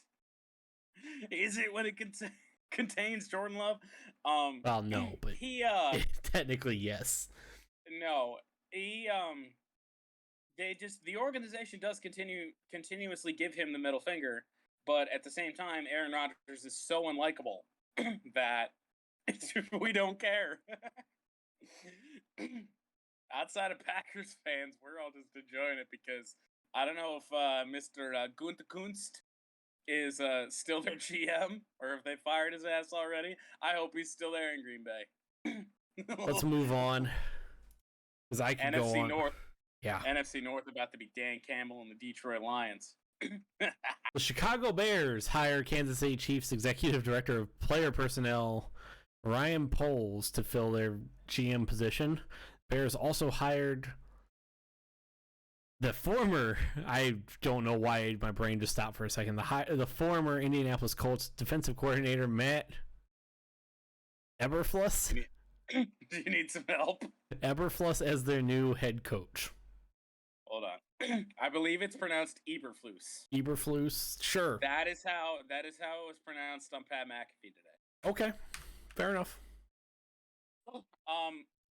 My only note on this is that the Bears went from having Ryan Pace as their GM to Ryan Poles, and from Matt Nagy as their head coach to Matt Eberflus. Guess they really love Ryan and Matt. My only note on this is you have someone in Justin Fields who could be a dude in the NFL as your quarterback. And you go and sign to DC as your head coach? Yes, I was going to say he even showed spots of possibly being a dude. You remember that game against the Bears-Packers game in week something Sunday Night Football where Justin Fields went throw for throw with Aaron Rodgers until the rest of the Bears team just kind of quit. And then Justin Fields got hit by 7 guys at one time because the offensive line didn't block a soul. Not exactly a place where you want your rookie first round quarterback to be. Getting hit by several people at the same time, yeah. You have a guy who has shown flashes of being a dude and very well could be a dude, and instead you go hire a DC of a team from a team that just lost to the Jacksonville Jaguars. No less. If it says anything about this hire, Colts fans are not upset whatsoever. Yeah, I was just about to say, if the Colts didn't have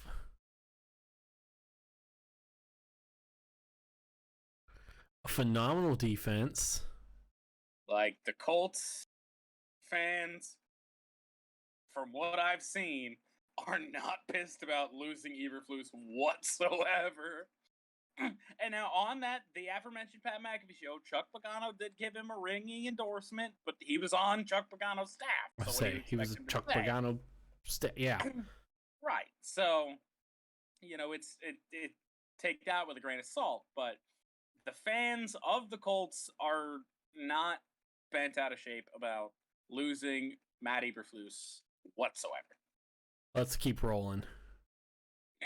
I mean, I hope, as a fan of a team in the NFC North, my Detroit Football Lions, I hope this bombs in the Bears' faces. Obviously, the Bears are probably the biggest threat to the Lions in terms of moving forward. Because you look at Aaron Rodgers might be going, keyword. The Bears, who knows? The Vikings need to rebuild badly.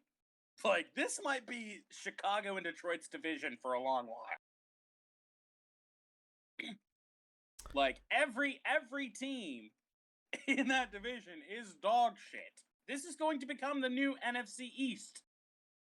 Where a team might get in, might win the division with a losing record. Distinctly possible.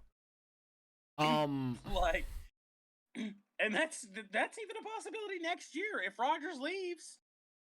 Like, we could be in a spot where like a losing record Bears team and a losing record Lions team are the teams that are competing for the NFC North title. That's where we're at. You're not wrong. Let's keep rolling here. Oh my God, the Giants.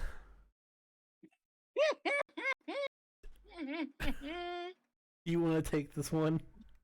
It's been a minute since you've taken one, so go ahead, have this. The New York Football Giants have hired Bills assistant GM Joe Schoen to fill their vacant GM position.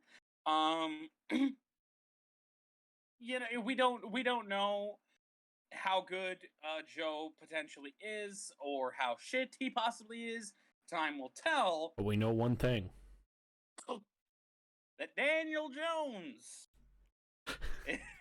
is going to be their quarterback moving forward. I believe the quote from John Mara, the Giants owner, in the introductory press conference for Joe Schoen was, we have done everything possible for this guy to fail. They're committed to Danny Dimes. They're committed to the Giants. They're committed to Daniel Jones. Fucking They're committed Giants. to the Giants. I mean, Danny Dimes, man. The New York. I don't. Danny can't throw dimes. Jones. Danny tripping over his own feet. Jones. Danny missed half of this season. Jones. Who are we talking about? Oh, the toilet of New York. It's so sad to say the Giants might be in a worse spot than the Jets right now. And the Jets have Zach Wilson, who was the worst rookie quarterback in the NFL this year. I see you one Zach Wilson, and I raise you one Trevor Lawrence. Valid point, actually. Zach Wilson was honestly probably one of the worst quarterbacks in the NFL.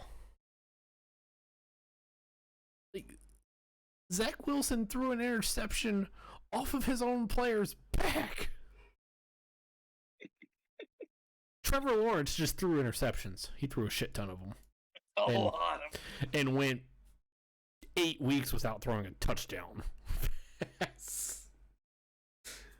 Oh my God, the Giants are so bad. Let's keep moving on. Danny, what other notes should I have about that? Like, the New York State of football is a bad time. It's a bad time.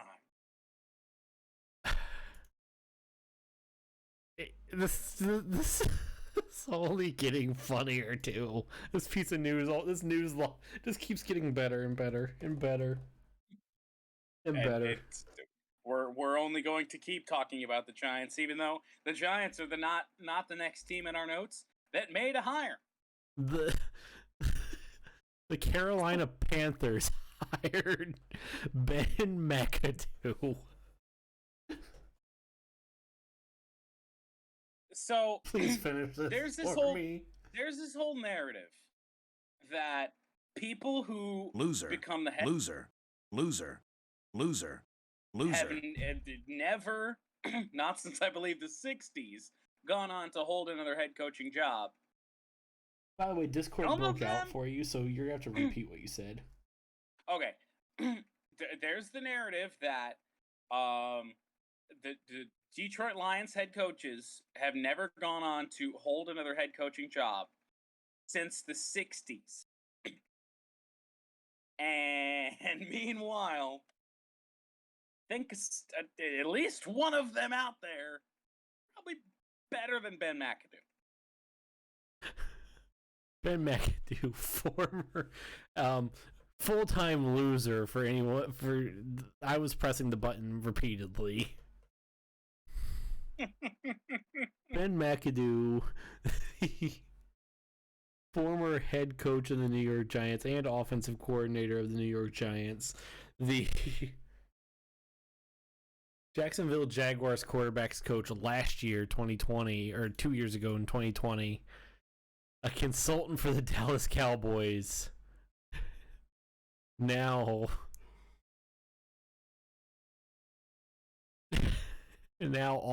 offensive coordinator for the Carolina Panthers, and Sam Darnold. We're fucking doing everything we can to ruin any chance of Sam Darnold's success, whatever minimal chance there is. Ben McAdoo. Why? Loser. Why? Give me a reason why. Let's see what my soundboard has. Oh, here's a perfect one for the Panthers. Problems. There we go. Thank you, Rick Allen. Oh no, problems. Yeah, the Panthers are gonna have a lot of them. Problems. I got nothing. This makes zero sense. You bring in a quarterback in Sam Darnold who had zero success in New York, looked absolutely putrid. Whether you attribute that to Adam Gase, Jets or Adam Gase, the Jets, whatever. Then you bring in a former head coach of the Giants in the midst of one of their worst periods. Like, he was a guy that was forced to clean up the mess of the boat photo, right? I believe so, yeah. God, what are we doing? Oh, God, let's move on. Ben fucking McAdoo. We're already almost 2 hours into this show. Let's move on. To be fair, the rest of this show should go quick. Yeah. Antonio Brown expresses an interest in joining the Baltimore Ravens on the I Am Athlete podcast. Good podcast, by the way. I did not hear that episode. I did. I didn't listen to the episode. I did hear the clip of him saying that, and as noted in the notes, Lamar Jackson seems rather open to the idea. AB is really pushing hard for that. He posted a photo of him photoshopped into a Ravens uniform. Who knows? Maybe it's not Photoshop, and he really went out and got a real Baltimore Ravens jersey with the number 84 on it. I mean, if this is what he wants, I mean, I got nothing.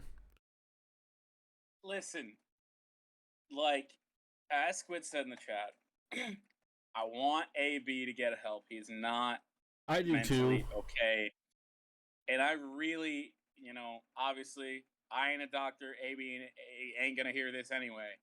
But, like, I don't think that dude should play football again. Like, he is very, very clearly not okay in the head. And he really should not be taking hits to the head. Unless by some miracle hit on AB is gonna, tighten them loose screws. I don't know. I don't think that's how the brain works. So I would really advise against it. But I if I was the Ravens, I would think very, very hard before I made an impulsive decision to bring him in. Agreed. I think, as from a football standpoint, I really do think AB could help them out. I mean, he is still a great player. Yes. That's obvious. But at the same time, you have to look at somebody's mental well-being, and I don't think that football is in the best interest of AB's mental well-being right now. Dodger of Zion rating with a party is 7. Welcome. And hanging out, talking some sports, talking about Antonio Brown wanting to be a Baltimore Raven right now. Wild scenes. Wild scenes. Final bit of news here before we get into the divisional round recap. And this is actually the news that this is the news that you put in here? What is it? Yes, this is. The Iowa football head coach, Kirk Ferentz, who did recently just get a contract extension through the year 2029, has disbanded a diversity advisory board for the football program. After just 1 year, the advisory board was in place because of racial bias issues that happened in the program for 15 years.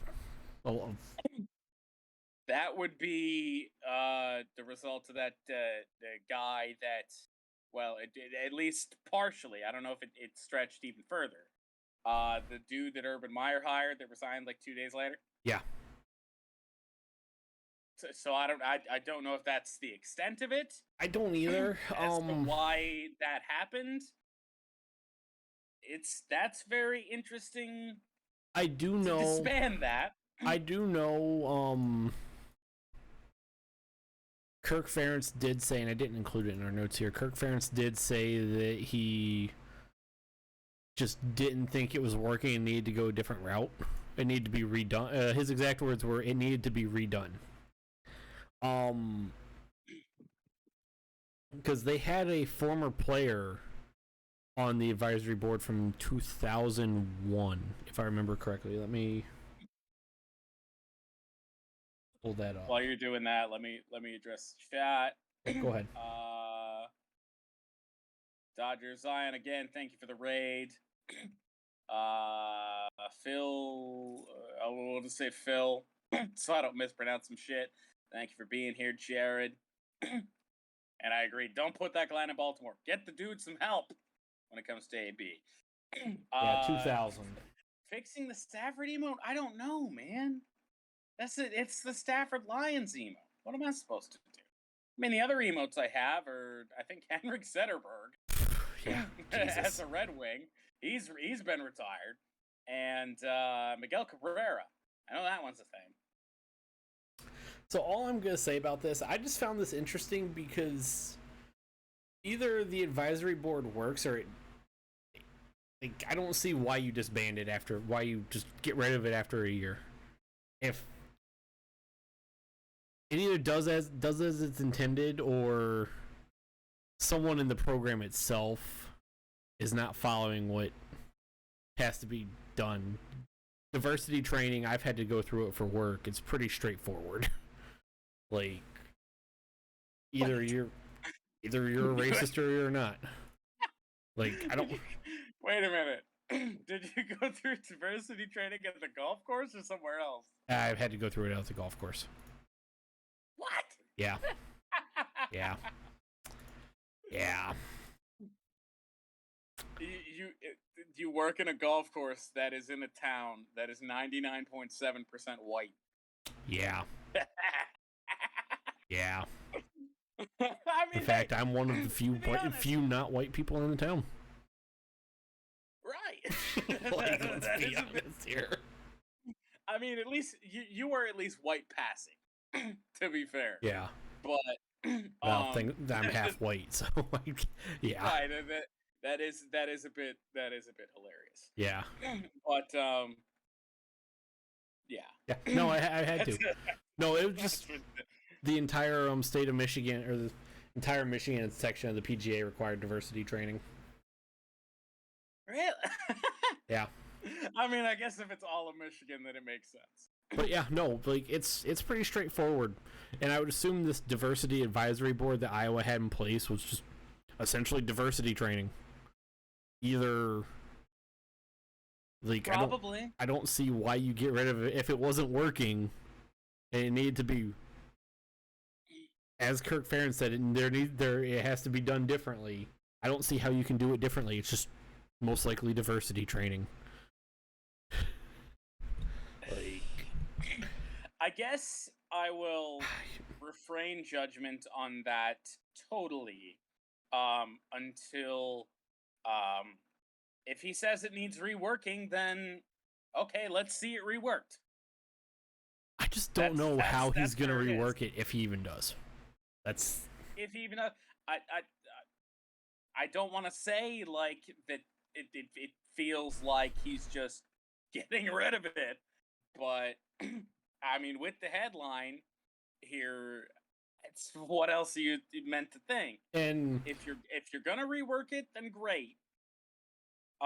Even though the main problem that was causing these issues within your football team have since been gone, I did it and then rehired and then gone again. I don't know. I would like to see where the story goes from here. I would too. This came out. This honestly could have been in last week's show, but it did not slip in just because this news came out the same day as we did the show. 2 weeks ago, I think it was on the 14th or something like that. It was one of our Friday shows. Kirk Ferentz got his contract extended to the calendar year 2029, which is comical. He'll be like 80 by then.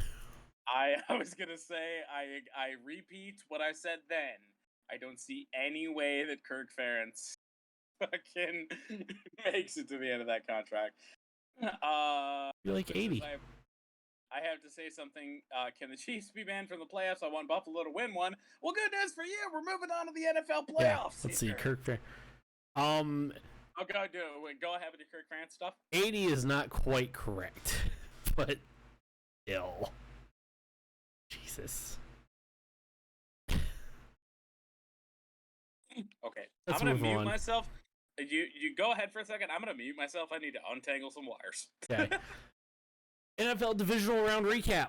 We had some fun this weekend other than one game on Saturday. There was one game Saturday that was kind of ass, but it was not the one that I'm going to talk about first. Saturday at 4:30.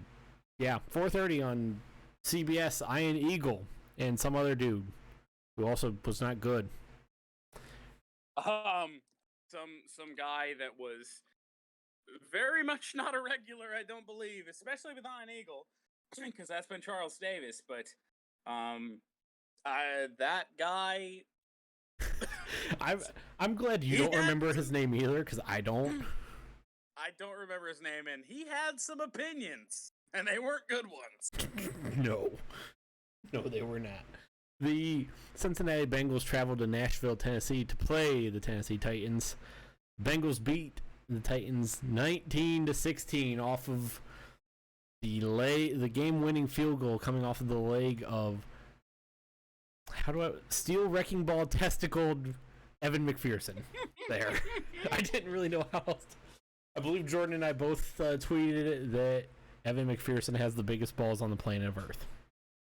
I believe my exact tweet was, as it usually is when somebody does something huge, Evan McPherson with the big balls. Yeah, that probably was it. How did it's basically my trademark at this point. Right. How did we get to this point, you might ask? Well, Honestly, I don't really know because... Actually, I do know. I really do know. And it's because Ryan Tannehill is fucking terrible. I can't disagree with that. Okay, so define terrible. I think he is average. I guess average is alright. Yeah, I guess average is a bit better than to say he's... Because, he's mobile. He can make some big throws. And then he just... Does he do that often? No, not really. No. He threw 3 interceptions. All of them were terrible. His first play of the goddamn game. What was it, Ben? First play of the second half and then last play of the game? Yep, last play. First play of the game for the Titans, interception. I missed that, but I just saw Twitter losing its mind. Yep. I don't remember what I was doing. I was only away for like 5 minutes right at the start of the game, and then all of a sudden I come back and Ryan Tannehill did the Tannehill thing. Yep. The first play, the first throw, the first pass of the second half, and then the final play, the final Titans play. The final play for the Titans, all interceptions, and they were just all bad throws. Yes, the one interception and the first interception of the second half was a very good defensive play. But doesn't mean it wasn't a bad throw. It wasn't a good throw. This game should not have been 1916. The Cincinnati Bengals just couldn't score touchdowns at all. It was comical at points. They had 1 touchdown the entire game. I mean, yes, they scored more. The Bengals gave up 9 sacks. Ryan Tannehill just wasn't good. Derrick Henry... Finish your thoughts. Derrick Henry looked good at points. And then just only got 7 carries. I believe it was. No, he got 20. It sure hell seemed like less. Because every meaningful spot where Derrick Henry should have got the ball, he didn't. He didn't. Mike Vrabel wanted this to be the Ryan Tannehill show. And I guess I understand it if Derrick Henry wasn't necessarily 100%,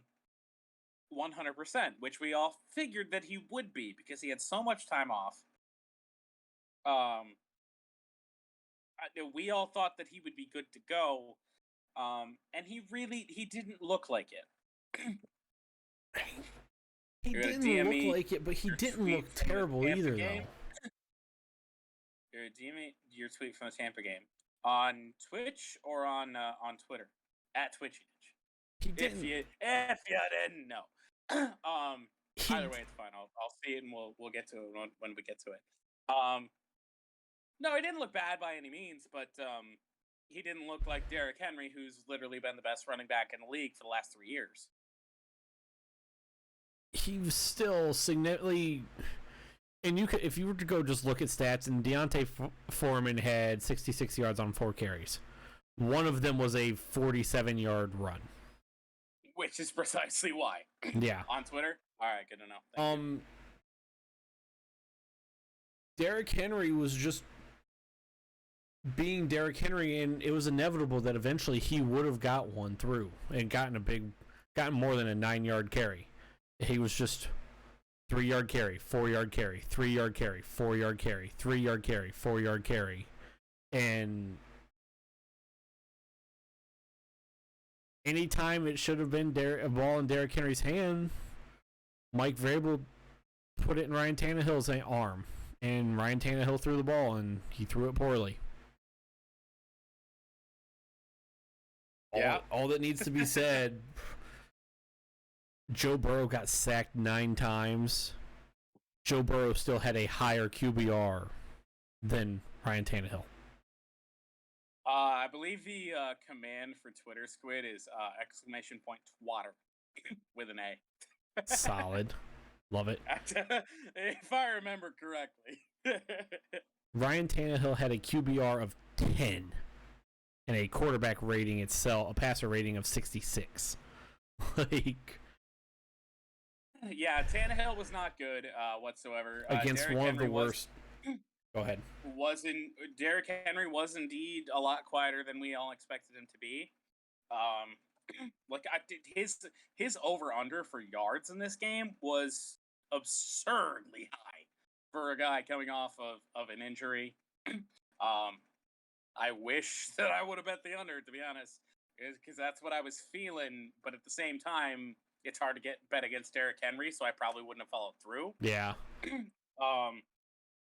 But yeah, no, it was it was definitely the Bengals beating through everything, because I know there were people talking about the refs in this game too.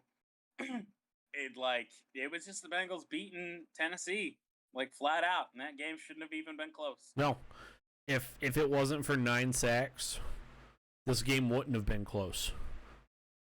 The Bengals had the ball for 7 minutes longer. The Bengals just overall played better, and I can't believe I'm saying it as a Bengals fan. Why not us at this point?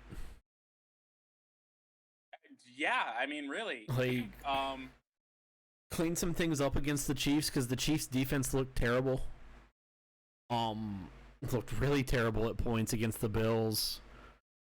And you just can't give up 9 sacks and then hope the Bengals defense can hold out just long enough. I mean, that pass defense is not good, but they made big plays against the Titans when they needed to.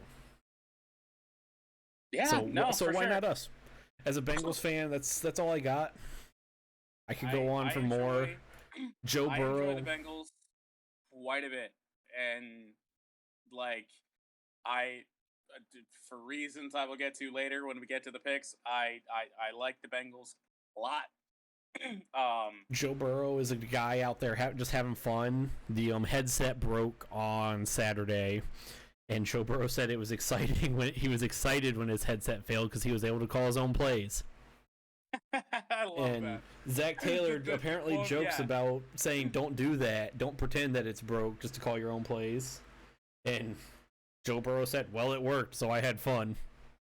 Yeah, I love that quote you sent me.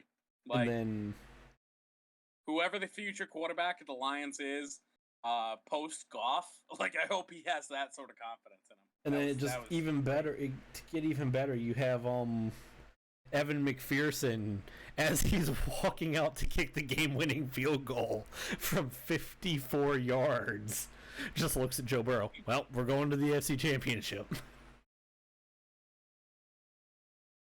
Yup. Man with titanium balls. Oh no. Oh no. I mean, hey, Squidge, you damn near called it. We'll get to it when we get to it. But yeah, no, I again, as I said last week, I was happy for you from a fan of a team that did not has not had success. You guys had the longest playoff win drought. Now the Lions do.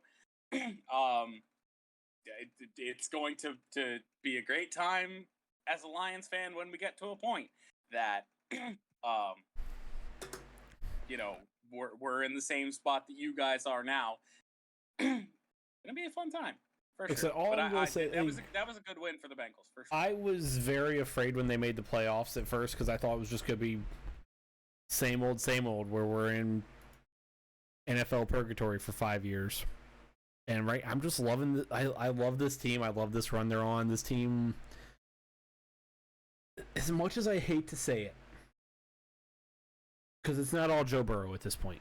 It's not all just the players. Zach Taylor has done something for this team that Marvin Lewis never could. And it's not. Who would have ever thought that? It's not win a playoff game, because Marvin Lewis did not do that for the Bengals. It's. This team actually feels like a team that wants to play football, and it feels like a legitimate organization. And Marvin Lewis, who did good with what he had, but he was just piecing together teams and just trying to not get fired. Like, just, and then got fired. Just trying to exist. Let's move on to the worst game of the weekend. Shall we? I mean, define worst game of the weekend. This game was not good. I mean, I figured you'd like it. Defense. It wasn't even really defense. It was just bad. It was bad. It was offensive. It really was offensive ineptitude. Well, especially once you got into the second half when it was that blowing snow and you couldn't even see anything. Like, this game just wasn't good. It was 57 minutes of... Not even 57 minutes. It was like 58 minutes of bad. What? No, not a full 58 minutes. I believe the block punt came with like 2 and change to go. But I would get 58 minutes, whatever. 57, whatever you want to say. Yeah. This was not a great game to watch. This was indeed, I will concede, it was probably the worst game to watch of the weekend. Yes, 100%. Not a lot going on. If you were someone who this was the only game you watched this weekend, you would probably have been like the weekend. Yeah, A. I'm sorry. You would have been like B. You would have been like, wow, football this weekend sucked. And I could have put somebody that said the NFL playoffs could only be a letdown from here prior to all the division round games in Stupid People Say Stupid Things. I didn't do it. I should have, but I didn't. I don't know how it could have been a letdown, because it won't, like, after wild card week, it only could have went up. It really could. Those games sucked. Wild card week was terrible. Blowout after blowout, yeah. The San Francisco 49ers traveled to Green Bay to Lambeau to play the Packers in 0-degree weather. Mm-hmm. Lambeau was literally frozen. Yeah, probably was legitimately frozen. Because that's natural grass. Yeah. It probably did not hurt. It probably did not feel good to get tackled onto that. I mean, it probably didn't feel good to play in that regardless, yeah. Yeah, no. I've never played when it was 0 out. I've played when it was like 10 degrees and it was fucking miserable. I can't imagine. Fuck that. 49ers beat the Packers 13-10, and you might look at the score, and if you just see the score, that game was probably decent. I mean, yes. But it wasn't. It was not. And I want to say one thing about this game real quick first. Go ahead. I could have put all of the people who were saying that this loss is on Aaron Rodgers and Stupid People Say Stupid Things. Because, yeah, the offense only scored 10 points. But I think it's on equal, like, it's just on the Packers. Like, and I even tweeted this, and someone tried fucking starting an argument with me on this about this on Twitter. At what point are we going to just blame the organization instead of just the quarterback? So I'm not in the crowd that is solely blaming this game on Rodgers, but the entirety of the Green Bay Packers failed in every aspect of the game. The defense, well, okay, let me take that back. The defense played well. Like, outside of the blocked punt. Blocked punt wasn't even the defense's fault. It's not, no, but outside of the blocked punt, and because that did result in a score for San Francisco, I think it was, like, yeah, because it was returned. The punt was actually returned for a score. It was, yes. So it was a special teams fucking. I know that. Hold on. But so outside of that, they allowed 10 points, and one was the last second field goal. Yes. So the defense, you really can't blame. The offense and, I mean, the special teams, I guess. I mean, any blocked punt you have, punt unit. Like, first off, I'm going to say one thing first on that block. I mean, first, the defense gave up 6 points, 2 field goals. Right. Which, again, if you're losing and your defense is only giving up 6 points, yeah, there is something on your offense. I mean, Aaron Rodgers played objectively better than Jimmy Garoppolo. Well, that's not saying much. No. Because Garoppolo was not good. Garoppolo did. Patrick Mahomes, who we're going to get to in a second, had more passing yards inside of the 2-minute warning than Jimmy Garoppolo did in an entire game. Yeah, Garoppolo didn't complete a pass until like the third quarter. I believe he was 0 for 8 to start. Like, it was so bad. I don't believe it was the third quarter, but he had a rough start. So bad. But the block, because I actually pulled stats up, which is why I knew it was only 6 points by the Packers defense.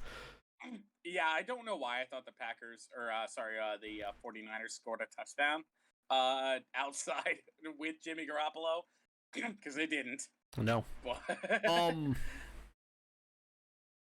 First off, that blocked punt, why was nobody on the Packers special teams punt unit, out there trying to, recover the ball so it wasn't taken inside or taken into the end zone for a touchdown? Because the people that are, well, I can't even say, not on a punt. I was going to say, like, the people that are on the field for special teams, like, to block are big fat guys, but not on a punt. No. Only on a field goal. And the thing is, I don't know. If you go back and watch that blocked punt, there are Packers players who were just staring at where the ball is.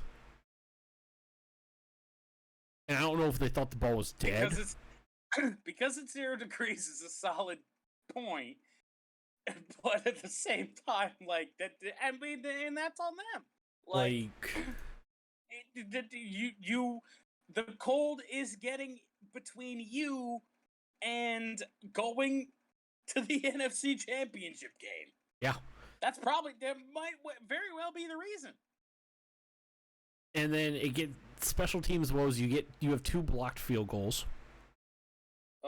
And then even better on special teams. I knew when that happened to end the first half, that blocked field goal, you just get that feeling, this is going to come back to bite teams. And even better in the special teams unit, because it just gets better.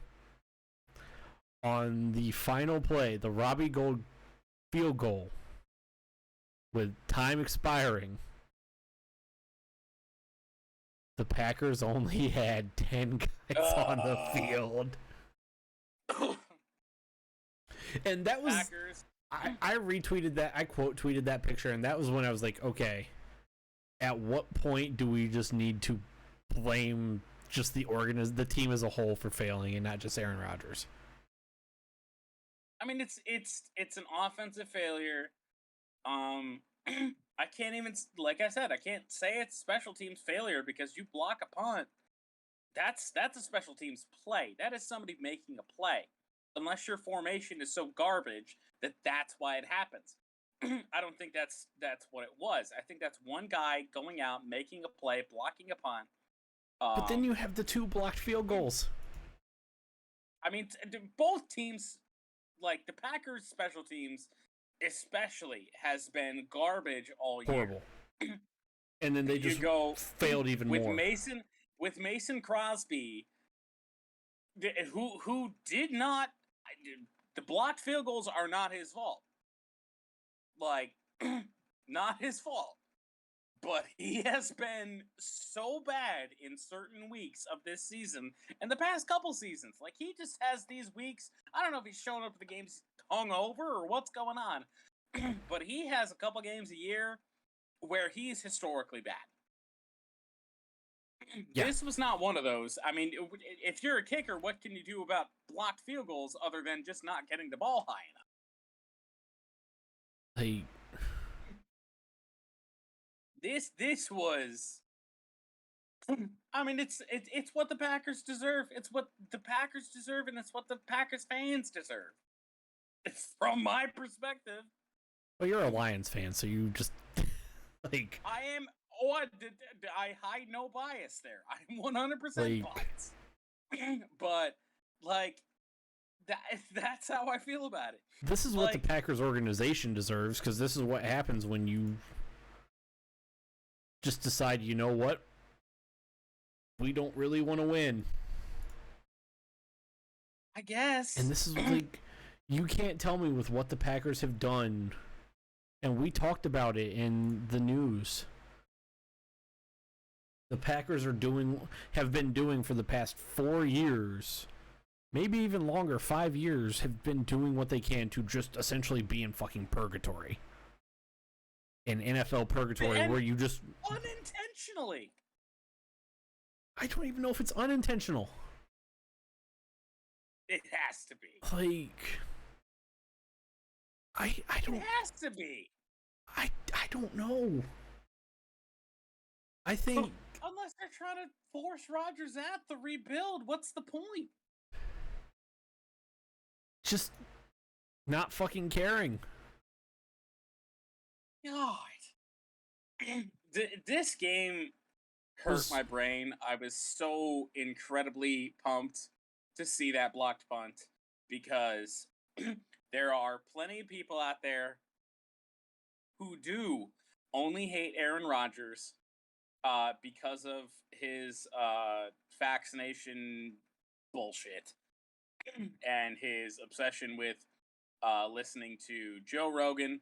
As opposed to people who actually have medical degrees. There are those people that root against him for that sole reason. I will always wish failure. And you can go back. My Twitter probably, I don't remember when I joined Twitter, I believe 2010. You can look back at any tweet that involves Aaron Rodgers. And I hate on him every chance I get because he has brought nothing but bad things to the Lions franchise for 14 years. So, the people that have jumped on the hating Aaron Rodgers bandwagon, hey, look, I've been at this for a while now. I mean, all I'm going to say on that is a lot of people have brought a lot of bad things on the Lions the past 14 years. Well, you know, the Fords, Matt Patricia, Bob Quinn. That could be a whole goddamn episode right there. Yeah. But yeah, no, I enjoyed every second of that. Just because it's another Packers postseason collapse. They're always frauds. They're always frauds. They play 6 games against some of the worst teams in the NFL. Bears, Lions, Vikings. Like, of course they go into the postseason and always fail. Always. I'm not going to say realized. What? I just realized this whole time there was a NHL 22 update downloading. Oh. I'm amazed my internet didn't implode. I'm not going to say they're frauds just because of, like, you can only play who you have on your schedule. That'd be like saying the Cowboys are frauds too. They are. No, they're not. They are. Cardinals are frauds. The Cardinals are frauds. The Cowboys are not frauds. The Cowboys are just, they have a fucking brain dead coach in Mike McCarthy, who they brought back. They are frauds in the sense that, like, they beat up on these teams every year, and we're like, oh, wow, maybe the Cowboys are actually going to be good. Maybe Green Bay is actually going to be good. And then they face these teams in the playoffs that face tougher schedules and shit the bed time and time again. Like, they're frauds in the sense that Green Bay got the number 1 seed. They weren't the best team in the NFC. They have Aaron Rodgers and Devontae Adams. I will disagree with them being the best team in the NFC just because, well, the Cardinals are massive frauds. The 49ers are the most inconsistent team. I don't know what to think of San Fran. Yeah, the 49ers are like one of the most inconsistent teams in all of football. Holy shit! A Steph appearance in chat? And then what is this, 2018? The only team that I think in the NFC that you could make a legitimate argue is better than the Packers this year would have been the Rams.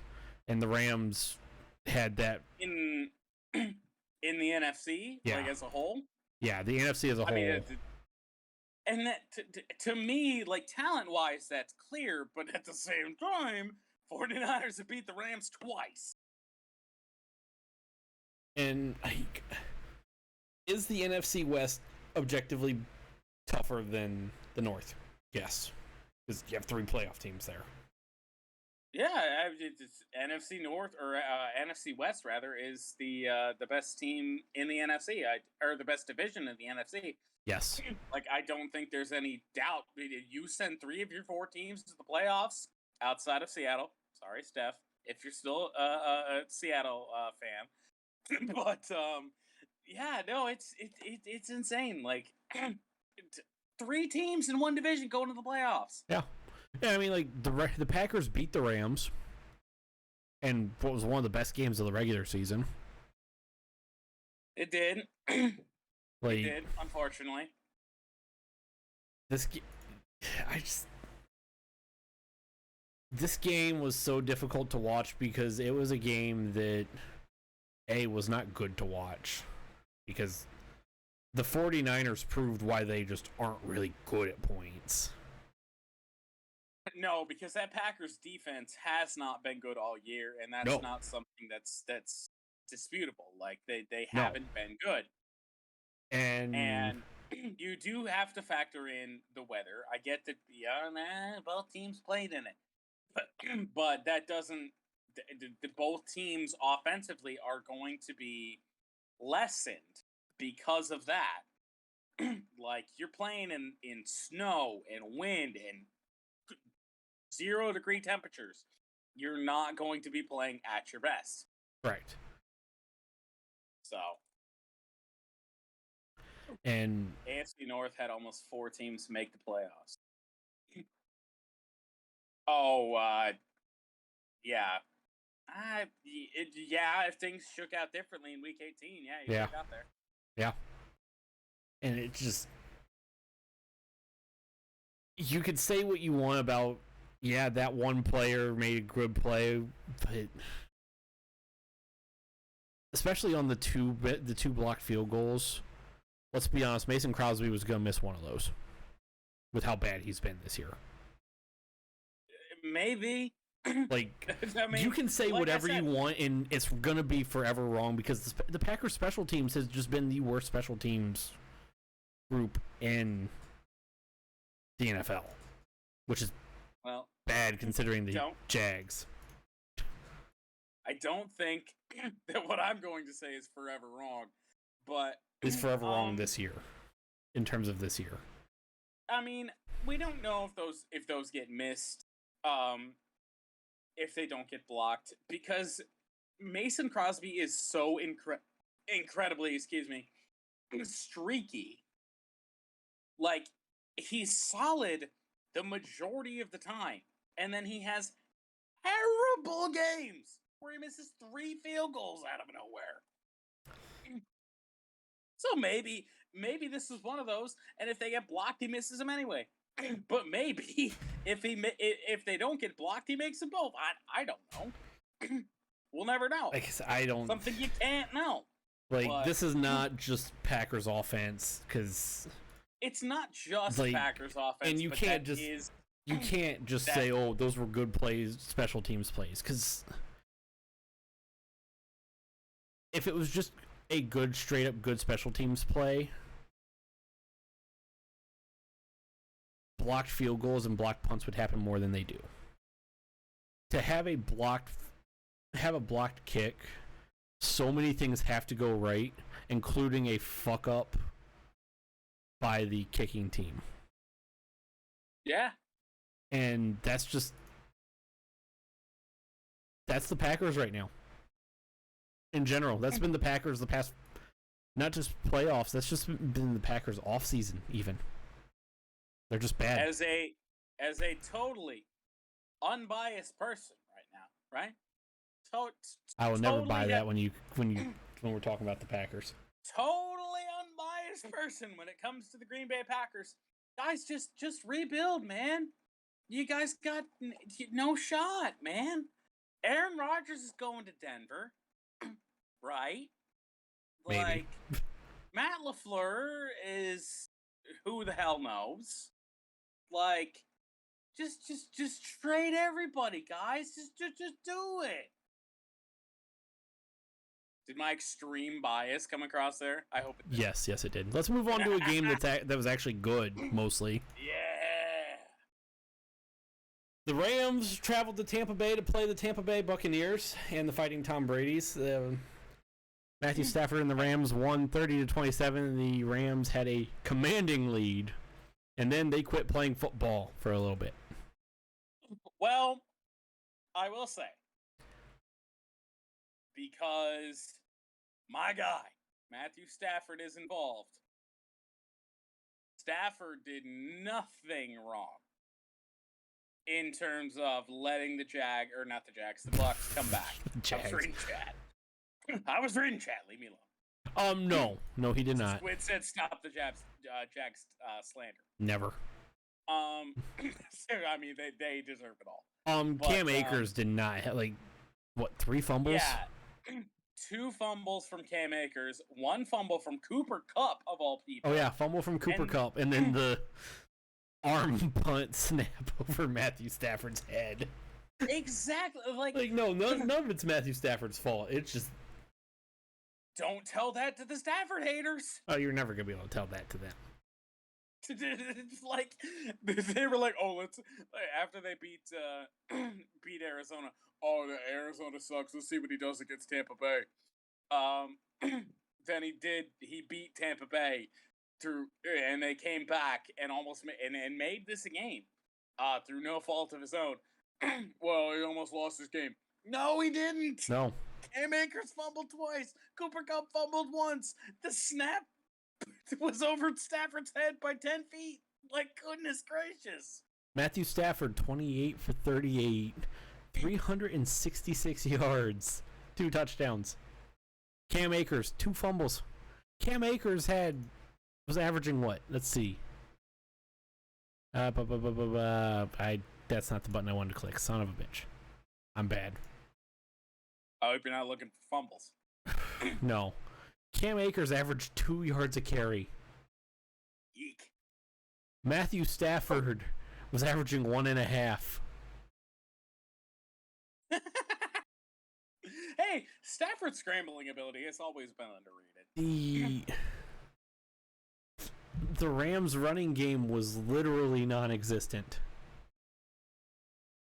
So, are you saying that this Rams win was on Matthew Stafford because of Matthew Stafford? At least offensively, yes. And I mean defensively for 3 quarters. Yeah. But now I will bring up. All I'm gonna say defensively for the Rams, that Rams defense is really good, but you're in a tough spot. You're gassed. It's the 4th quarter. And you're playing soft. It's not even that. When you repeatedly have, and I mean, yes, one of them was at the very end of the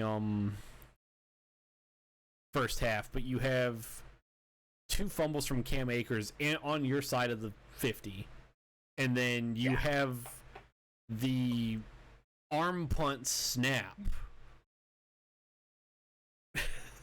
When the Rams were in plus territory, and then the Buccaneers recovered that fumble, that snap that went over Stafford's head by 10 feet, maybe more. The Buccaneers recovered that on the Rams like 38. Yeah. Like, there's only so much you could do defensively. This is where I'll bring up Squid's tweet.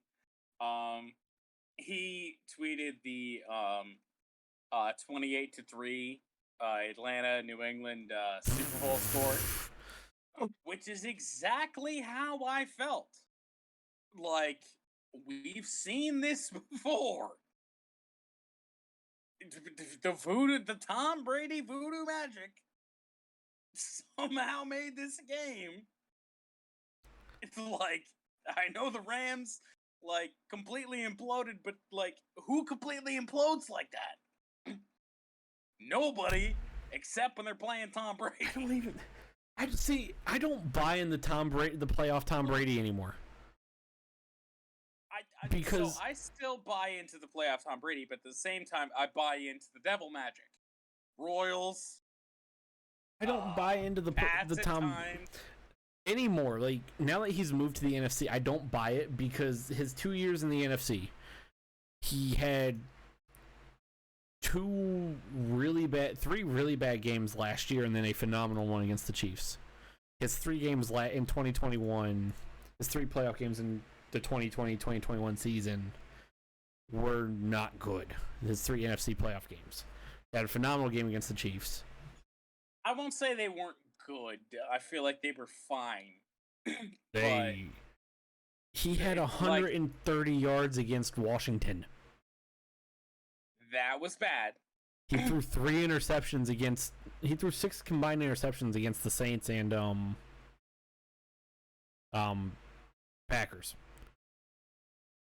Even though 2 of those interceptions against the Packers were not his fault, I will say that. Right.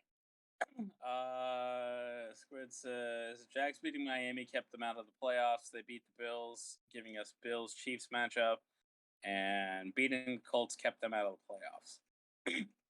But the NFC is not afraid of Tom Brady like the AFC was. The AFC was definitely, everybody in the AFC was definitely afraid of Tom Brady, other than Peyton Manning. And apparently the New Orleans Saints. And, well, Drew Brees. I'm talking AFC, just AFC in general. This year, too. Like, the AFC was deathly afraid of Tom Brady. You look at the NFC, and it just it might be a little bit of age, but it just hasn't translated as much. The NFC, no one in the NFC is really afraid of them. It might be better defenses. It might not be. I don't know. But Tom Brady doesn't have some of that crazy voodoo magic that he did when he was with the Patriots. Right. It could just be not having Bill Belichick there too. And we'll see. I don't buy into the Tom Brady's gonna retire stuff. I really don't. As of this point. I just don't. I don't see Tom going out like that. Like, if Tom comes back, Gronk comes back, Mike Evans is still going to be there. You're going to get a healthy Chris Godwin back. Like, and you got free agency and the cap nonsense that they'll probably pull to be able to retain everybody they have and still go get more people. I would say it would have to take a lot, and I mean a lot, to do. Is it 100% possible that he doesn't come back? I think it is possible that he does not come back, because there are so many things the Buccaneers have to do. They will win. If he comes back, no matter what, they will win the NFC South again, because the NFC South is going to be terrible next year. Yeah, no Sean Payton.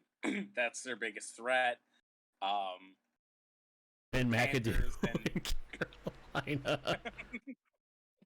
God damn. I mean, they could even take a step back and still win the NFC South. Yeah. Like, but I find it very hard to believe that my football Michigan football game seatmate here, Tom Brady, as you can see on your screen, find it hard to believe that he will retire after this. Out of anything, this would be the year that makes it. Like last year, it didn't make sense for him to retire. I mean, I don't buy into the retiring on top. So, like, Tom Brady's not Peyton Manning. He's not. Like, but so I don't buy it. He's got the potential to do so. He could do it. Peyton Manning could have came back and probably won another one, though, that following year, too.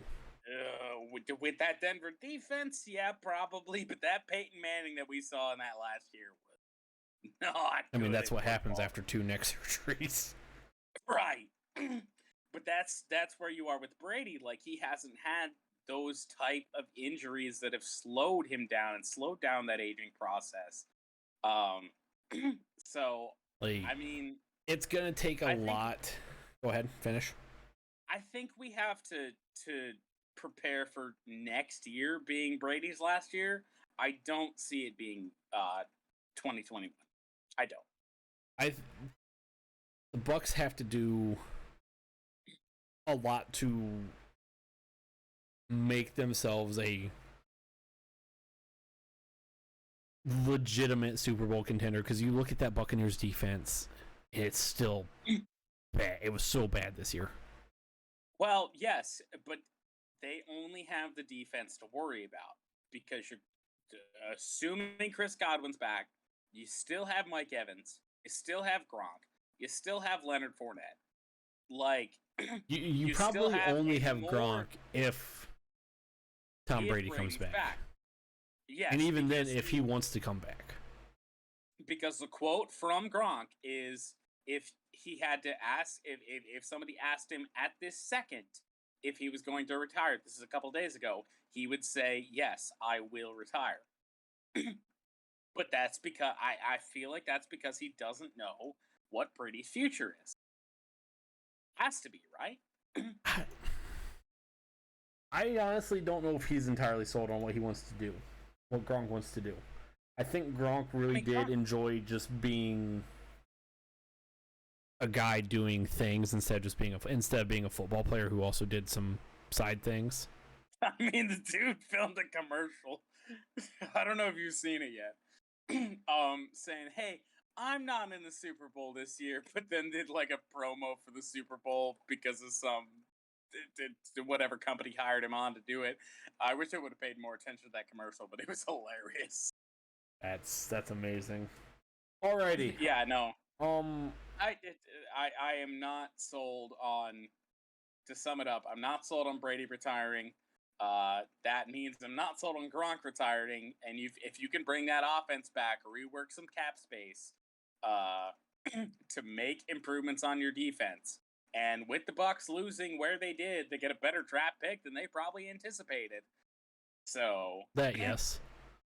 Focus, get somebody that can help you on defense. You still got a great offensive line. I mean, Tristan Wirfs is still there. Like, goodness gracious. Fucking Ndamukong Suh, but he's still there on the D-line. I mean, their defense has pieces, but they still need more. Yeah, that defense is bad. Let's move on to the final game. This game was... I won't even say it's bad. It's just, it's at average. Average is a stretch, but close enough. Average or slightly less than average. Because we will talk about a very bad defense. Well, we talked about an already not good defense with the Packers. We're going to talk about a defense that honestly could be worse. Oh, no. And two defenses that honestly could be very worse. And what was honestly the best... One of them, statistically, no. But in this game, And what was the best game of the weekend until overtime? The Buffalo Bills traveled to KC to take on the Chiefs. This game was really good. It was really fun. The Chiefs beat the Bills 42-36 in overtime. We'll talk about the overtime rule here in a minute.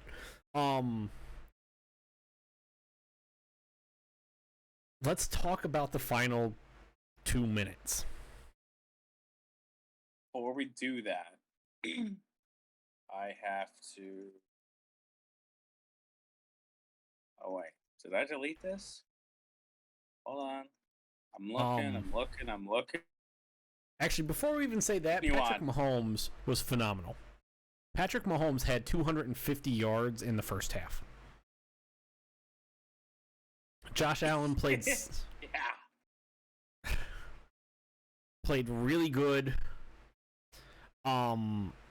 This game, every time it looked like the Chiefs might just take this game out of reach, Buffalo was able to sneak back in, keep it close.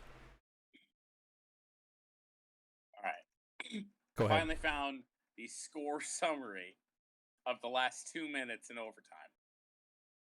Yeah, I have it up to. So, 1:54 to go.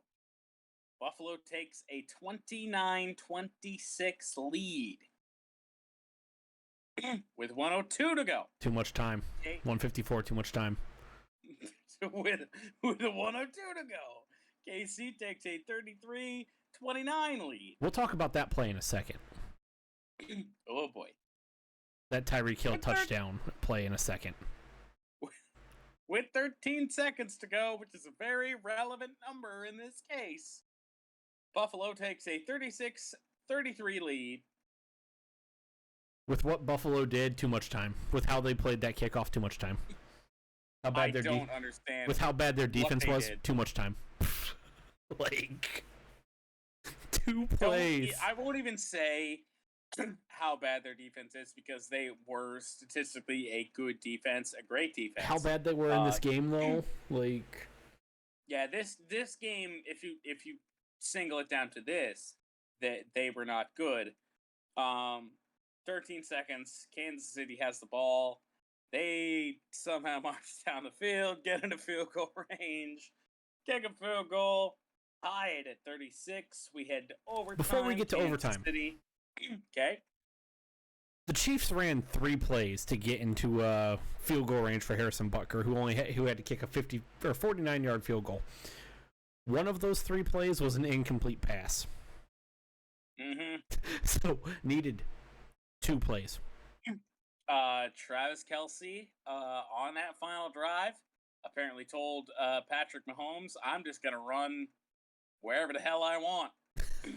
And you can hear, if you rewatch that play, that completion to Travis Kelce to get them into field goal range, you can hear Patrick yelling, "Kelce, do it, do it." I heard that. It was just like I heard that. I was like, and here go the Bill and rip Bills. Yeah, it's done. It's over. And I mean, they needed a lot of yardage to get to that point. They got it. And he improvised and was that open. Travis Kelce did it. I mean, of course it's Travis Kelce, to be honest. Like, and I was sitting watching this game with a friend. I was like, it's either going to be Tyreek Hill or Travis Kelce.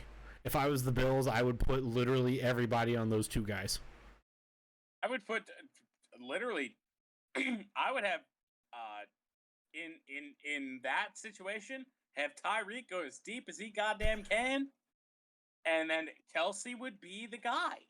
Yeah. Like, because obviously, if Hill's the guy, like, if you're looking for that much yardage, you're going to Tyreek Hill. He's the fastest dude there, and there's obviously the meme out there. Fuck it, Tyreek's down there somewhere. And it usually works. So you use the meme as a decoy, and then all of a sudden Travis Kelce's wide the fuck open. And the two players who caught passes on those two drives, by the way, on those two plays, by the way, do you know who they were? Tyreek Hill and Travis Kelce. Yep. I mean, I wouldn't have guessed McCole Hardman, although he's a speedster just like Tyreek Hill. 20 yards to Tyreek Hill, 25 yards to Travis Kelce.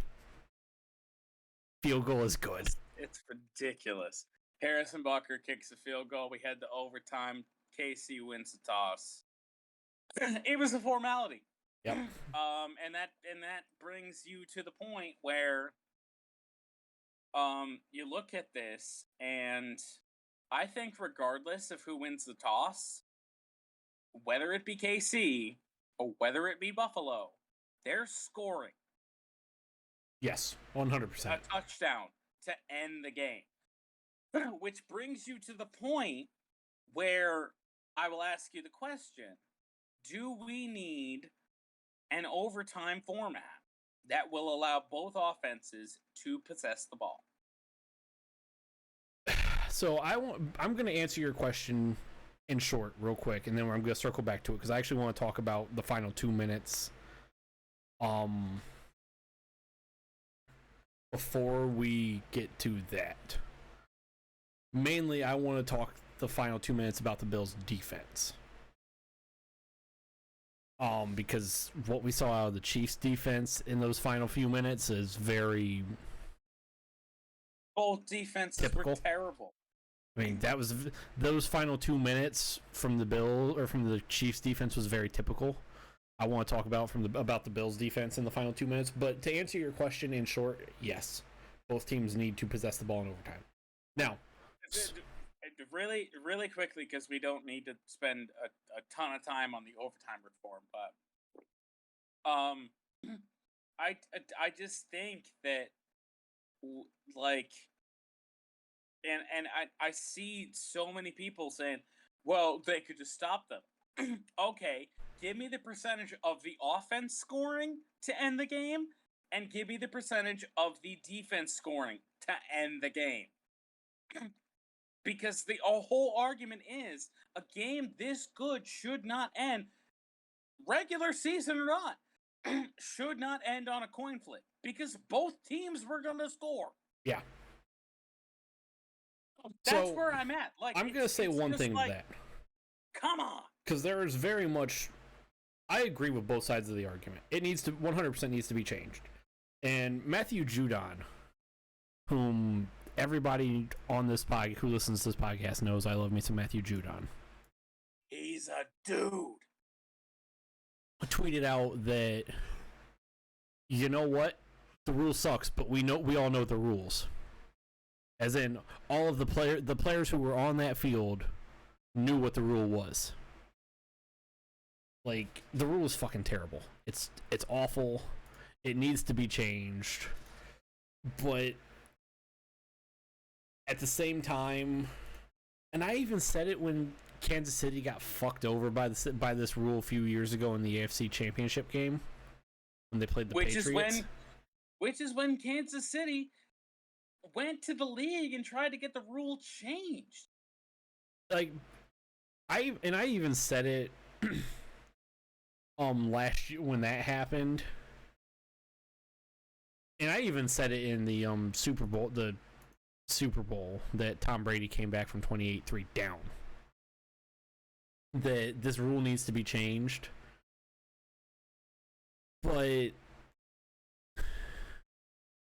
yes, at some point the defense does need to make a stop. I agree with that aspect. But the rule, inherent as it is, does need to be changed. Yes. My whole argument is, what wins games? The team that scores the most points, right? Yes. I mean, I don't mean to sound like John Madden here. Well, team that scores the most points probably gonna win this game. Yes, which is accurate. Like, it's not golf. It is not golf. I feel like we don't need to go college overtime, where each team possesses the ball from the opposition's 25. We don't need to do that. I wouldn't hate that in the NFL. What we need to do is at least give the other team a chance to score. If you can't stop them on 2 straight drives, hey, that's not my problem. Yes. But we need to have the rules in place where both offenses get a chance to score. It's going to create some wild things. People are probably going to start going for 2 if that was the case. If they tie the game in overtime after the other team goes down and scores, so be it then. At that point, they're going to go for 2 and try and win the game. So be it at that point. That's what's gonna happen. But like the fact that Josh Allen did not get to touch the field in overtime is what bothers me so much, and it bothers me every time this stuff happens, because like Squid said, defense wins championships. Okay, offense scores points. Like I said, at some point, I do agree the rule needs to be changed, but at some point in that final 2 minutes, the Bills defense needs to fucking make a stop. Like, number one, I want to circle back to the one play that I really want to talk about in that final 2 minutes. The Tyreek Hill 65-yard touchdown. How in the fuck do you leave Tyreek Hill that wide open? I don't remember the play. I remember the play, but I don't remember seeing what led to that. Like, I don't know if somebody fell down. I don't know what. I just honestly don't, because Tyreek ran like a 15-yard route, and then like there was nobody within 10 yards of him when he ran that 15-yard route, and then we saw the one dude who could have tackled Tyreek Hill, and he just kind of looked at him and didn't tackle him. That's why I remain a staunch defender of man-to-man defense. Just keep a man on everybody. In the final 2 minutes of regulation, the Bills gave up 120 passing yards to Patrick Mahomes. Yep. That was again more than Jimmy G. 9 yards less than what Jimmy Garoppolo had in a game. I mean, what do I know?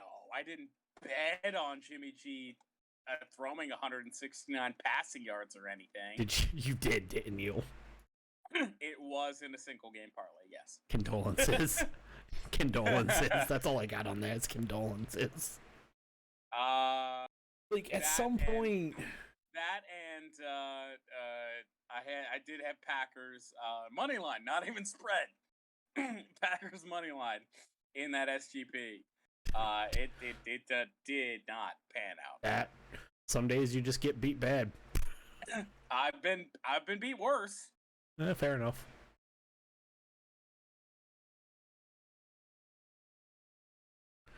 And like I do agree that this rule needs to be changed, but inherent at some point, the defense does need to make a stop, and but even bigger, why the fuck are you kicking that ball all the way down the field, and with 13 seconds left?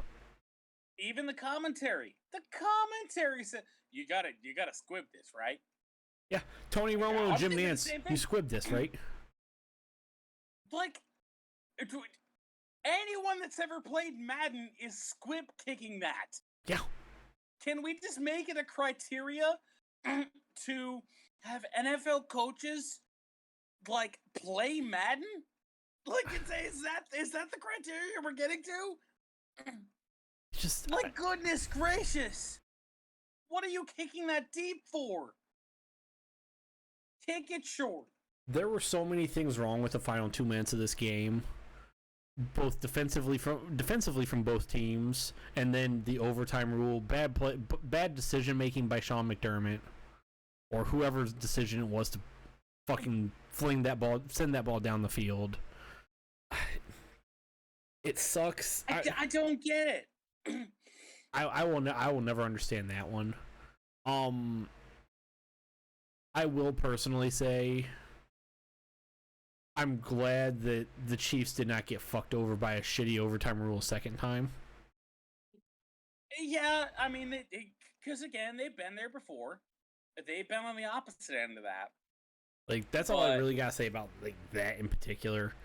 The rule does need to be changed. But it's like, I get that the NFL doesn't really need to grow the sport. Like they're on top in terms of American professional sports. So this isn't even growing the sport. This is just for the betterment of the game. But the betterment of the game and potentially the growth of the sport. Like, the fact that we have one of the best players in the game in Josh Allen, Stephon Diggs, all those guys on the Bills offense, and they don't even get to take the field in overtime to decide that game. I got a problem with it. I have a problem with it, but at the same time, I agree with people like with Matthew Judon. Like, you know what? It sucks, but we know the rule. At some point, you do have to step up. I mean, we know the rule, but at the same time, you're looking at like, if the defense is gassed, the offense is gassed too. But and the Bills did hold. The Bills defense made plays. The Bills defense held the Chiefs to fucking 10 points. No, 9 points in the third quarter. Hell, the Bills defense played phenomenal the entire game other than the final 2 minutes. Yeah. And overtime. And that's where the argument comes in that they were just they're fucking cats, man. Like, it's not even necessarily gassed at that point. You have a complete fuck up of not covering the, like, you could say whatever you want about Cooper Kupp. Cooper Kupp was the statistical best receiver this year in the NFL. Yep. Tyreek Hill is still, I would take Tyreek Hill on my team any day over Cooper Kupp, though. Ooh. That's a tricky spot because yes, Tyreek Hill has the speed, but Cooper Kupp, when he has the ball, Cooper Kupp is a yards after catch machine. Tyreek Hill is too, but I feel like Cooper Kupp was a tiny bit better this year. Overall, like, if you were going off just this year, it'd be a harder argument, but just overall body of work, I would take Tyreek 100%. But yeah, like, this NFL does need to change the rule, and if it doesn't, I mean, I hate to say it, it's not going to happen, because if they didn't change it after the Super Bowl, and then if they didn't change it after the AFC Championship in 2018, it's not going to happen. I mean, the NFL does enjoy changing rules sometimes, so I wouldn't be shocked if they did. I don't expect them to do it, but I still would enjoy them for the entertainment aspect of the game. And you're not, it's not like a NASCAR thing where you're making it an entertainment thing. Like, you're still having people go out and do what they're capable of doing on both sides of the game, both sides of the ball. So I would enjoy the rule being changed. I don't see it happening right now. I would like the rule to be changed. Like, I will say I 100% believe the rule needs to be changed. But I will also stand firmly that at some point you make one tackle, this game, we're not having this discussion. I mean, yes. Like, I get tackled if you're in coverage once. Yeah, or if you're covering one of the best receivers in the history of the NFL. The fastest receiver in the history of the NFL, definitely. like why are you not covering that man? Like, why? Let's move on to the picks. Let's go to the picks, shall we? Jordan's life in the NFL picks is officially So I know it was addressed earlier in the picks. Or was it? Or that might have been addressed in the Discord call prior to the podcast. Regardless, I'll reiterate. I did indeed pick the Green Bay Packers last week against the San Francisco 49ers. On the show. On the show, which, whether that pick was official or not, I don't think would have mattered. Because you ended up going 1-3. I went 1-3. You went 3-1. Yeah. So, well, I guess we would have went 2-2. No, I believe I still would have been 4 back. Yeah. So it wouldn't have mattered. In terms of these season-long picks, so both the college and the NFL picks for season 5 go to Austin, but it was close both times until the end. So I take a little bit of pride in that. It was close until the end. We were tied at the end of the regular season both times, I believe. No, not for the NFL. Not for the NFL. We were tied for college, and then I had a terrible weekend, or not even weekend. The New Year's 6 and other New Year's Eve bowls, it bit me in the ass. Yeah. So, same sort of deal here. Just one bad week. A late season collapse. I mean, I went like 4-12 a couple weeks back in the NFL, week 18, I believe. So that was real bad. Oof. Meanwhile, you went like 7-9. Yeah, I think so. Yeah. But anyway, the NFL picks are decided season long, but we're still doing them. Still gotta do them. And we lead off with the Cincinnati Bengals. Your Cincinnati Bengals on the road, traveling to GEHA Field at Arrowhead Stadium to take on the Kansas City Chiefs. Yeah.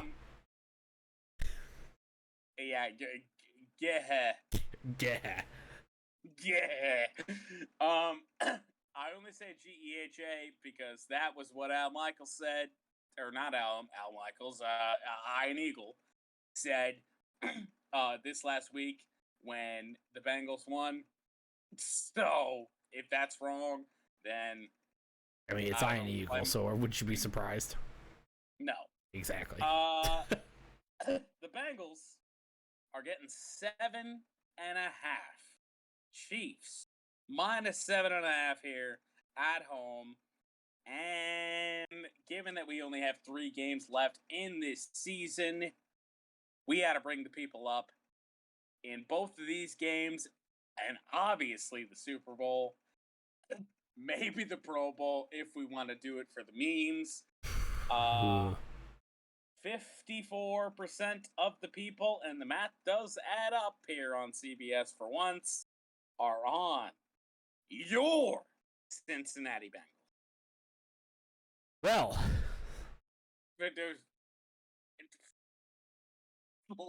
what are you gonna do? Pick against the Chiefs? Or pick against the Bengals? If you have $411. Woo! That's a steep one, as expected. And this is even lower than this is even lower than the other game. If you have $411 and you are in the Kansas City area on Sunday at 3 p.m., I fucking hate that this is a 3 p.m. game. Or you live in Cincinnati or Mason or any surrounding area, and want to travel to this game, go to this game. I'll say it for you.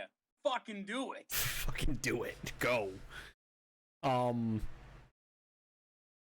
So we get the ticket price one out of the way early. Recurring meme, just about the lowest ticket price of the week. I mean, lowest is still $400. So this week we don't have any $15 tickets this week, guys. Sorry. To be honest, $400 for a playoff game. If that was my team, I would 100% do that. If I didn't have other stuff going on, I would definitely think about it. Can you imagine if it was a home game? That ticket price would be even higher. Oh, fuck yeah. Give me the Bengals. Like, why not us? I can't believe I'm this season's been magical, so why not? Why not the Bengals? Why not us? Give me Cincinnati. You have finally fucking done it. I have been on the Bengals since week 4. And they've burned you a couple times. They have. A few times. They burned you as a fan. Those same times as well. When they've let. The Bengals have burned me several 100,000 times in my life. I know, but I'm talking about this year. I have believed in these Bengals for longer than our resident Bengals fan Austin does, and I understand why you felt that way. I do, because I'm in the same spot. Like I find it a tough task to believe in my Lions when they're in a spot like this. I always have. If the picks were in the balance for the season-long title, I would probably be forced to go with the Chiefs. But and I wouldn't blame you. Even if that were the case, I might still sacrifice that to spite Jackson Mahomes and whoever the fuck Patrick Mahomes' wife is. Oh God, what's her name? She's a professional soccer player, or she was. I don't know if she is anymore. That decided to spray champagne on the heads of children. The Bengals are America's team right now. They're America's team. Yeah. Because who likes Jackson Mahomes? Nobody. It has nothing to do with Patrick. Patrick's phenomenal. We all know that. I'm going Bengals. I want Cincinnati to win in the most, I don't even know what the most devastating way possible is. Rip the heart out of Kansas City. Do not let Jackson Mahomes post some celebratory TikTok. Fuck TikTok, by the way. Just let it happen. Patrick Mahomes' fiance, I don't believe they are officially married, is Brittany Matthews. I've seen it all over the place that she's his wife, but whatever. Yeah, either way. Either way. The whole time, I thought that was Jackson Mahomes' girlfriend until like 2 days ago. And we were all making fun of Jackson Mahomes because she is the sixth best. But, like, goodness gracious. If that's Patty Mahomes' wife. Future wife. Goodness gracious. And the mother of his kid. Oh, God. Give me the Bengals. Minus, or plus, rather. No, I can't do plus, because that's just giving me more stuff. Give me the Bengals minus 3.5. Okay. -3.5. I think Cincinnati has the offense to compete with Kansas City. They did, and I mean, they did earlier this year. Yeah, I mean, these are teams that have faced off before in this same season. So, give me, I'll even put this. I'm picking the Bengals +7.5 in the CBS pool picks. I will take the loss if the Bengals do not cover -3.5. At this point, it don't matter. Yeah. It's a 10-point swing. Goodness gracious. Let's move on to the next one. Next game, the San Francisco are technically on the road. Discord just exploded for you.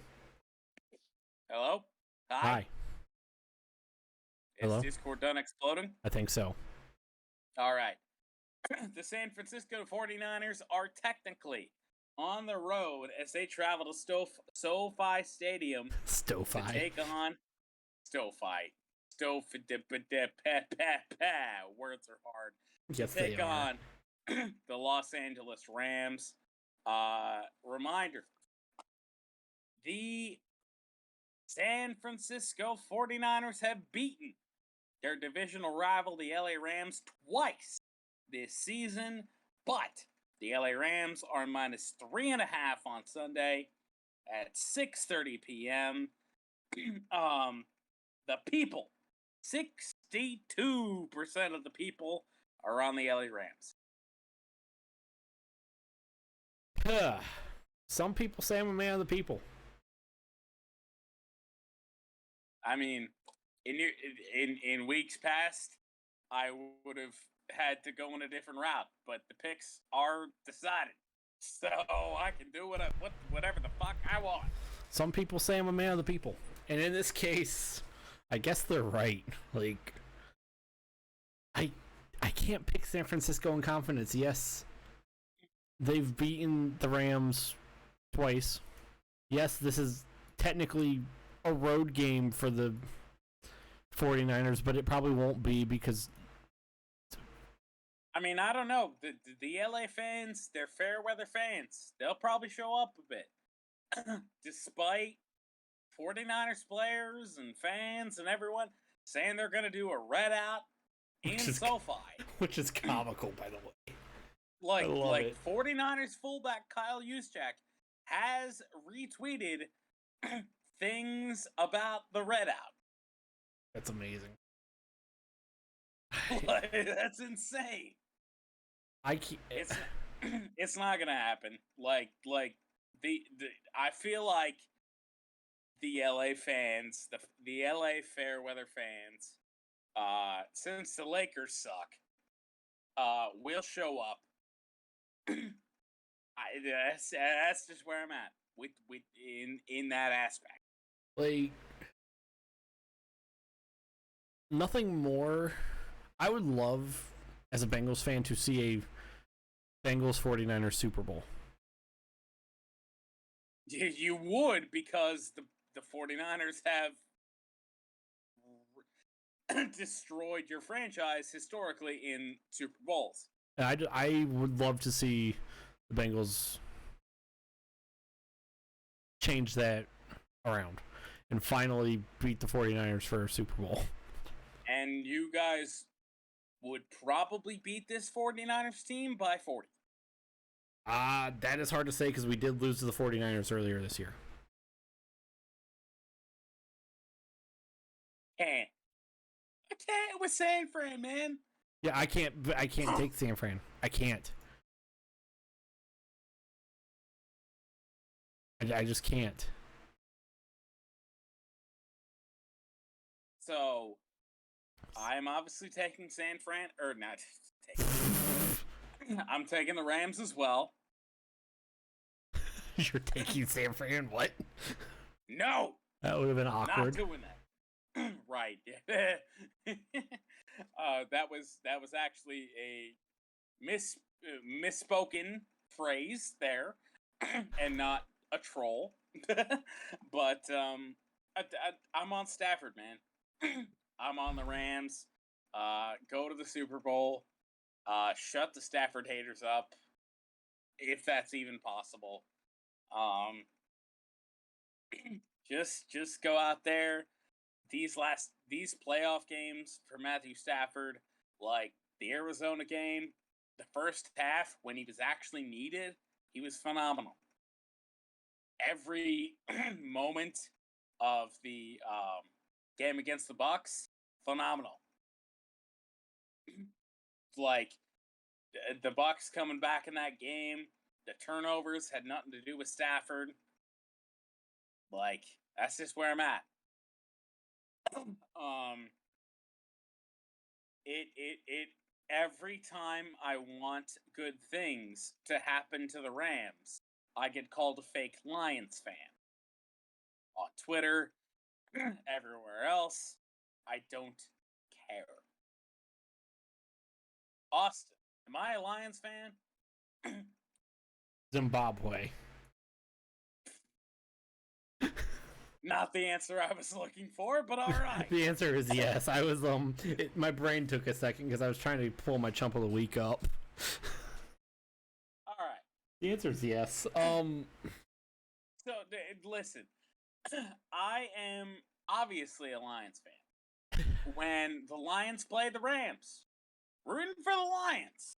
Somehow, even though they were absolute pants, they were so bad at that point. Hadn't won a game yet, and almost beat the Rams. First half, we were beating the Rams.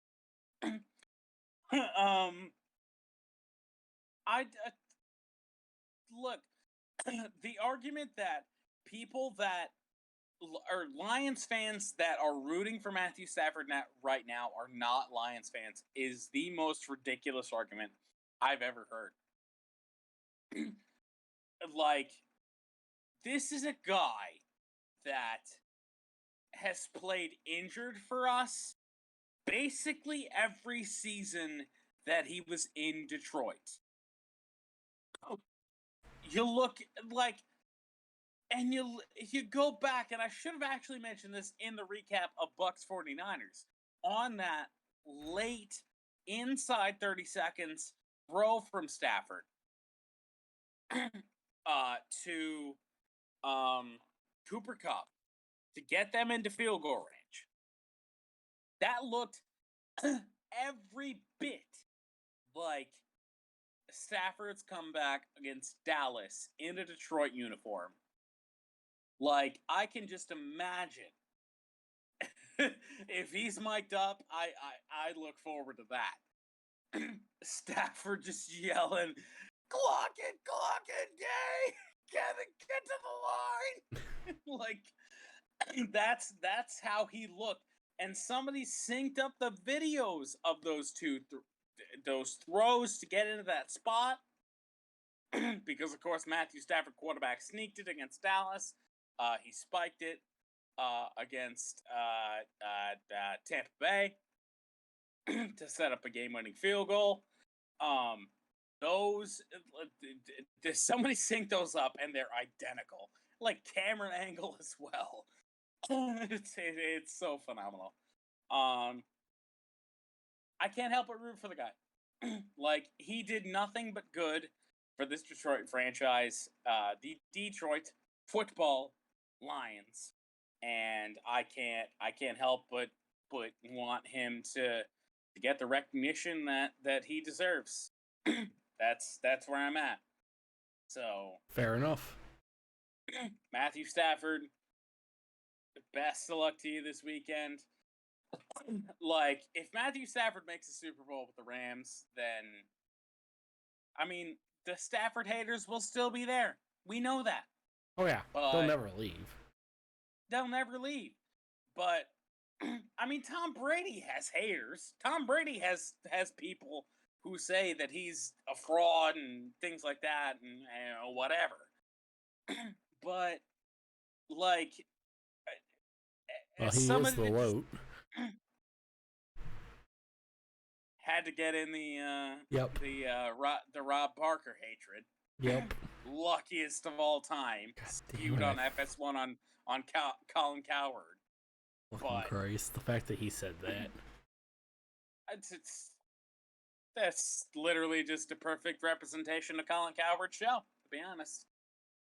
But yeah, no, I'm 100% rooting for Stafford to win the Super Bowl, to get to the Super Bowl and to win it. You're looking at, for Lions fans, okay, if he wins the Super Bowl, like every week, yes, our pick gets worse, but like you're talking about a range from 22 to 32. I was talking to someone about this. The pick for the Lions got worse once the Rams got like 5 wins. It was never gonna be good. No. That's what I don't understand. Like, that pick was never going to be top 10. No. Like, so you're talking about a 10 pick differential once they make the playoffs, 22 to 32. You can still find guys. Yeah. Where was TJ Watt drafted? Wasn't within the first 22 picks. No. Like, come on, man. I believe he was 20-something, but 5. Yeah, after the Rams got to win number 5, we got to win number 5. That's when that pick just essentially just started getting worse.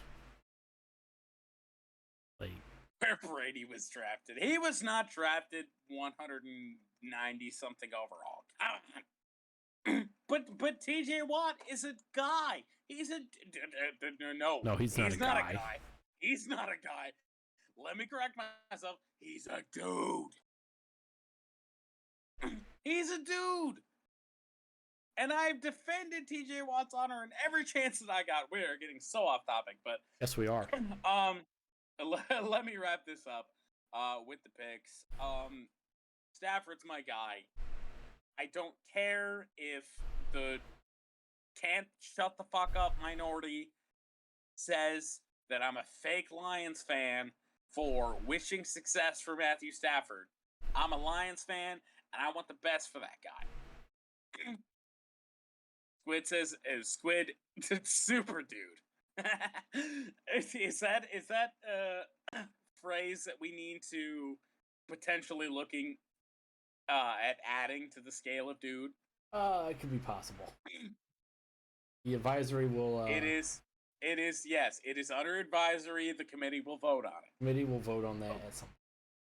But those are the picks, and give me your champ of the week. Mine's gonna be a cop out. Pretty easily. Oh boy.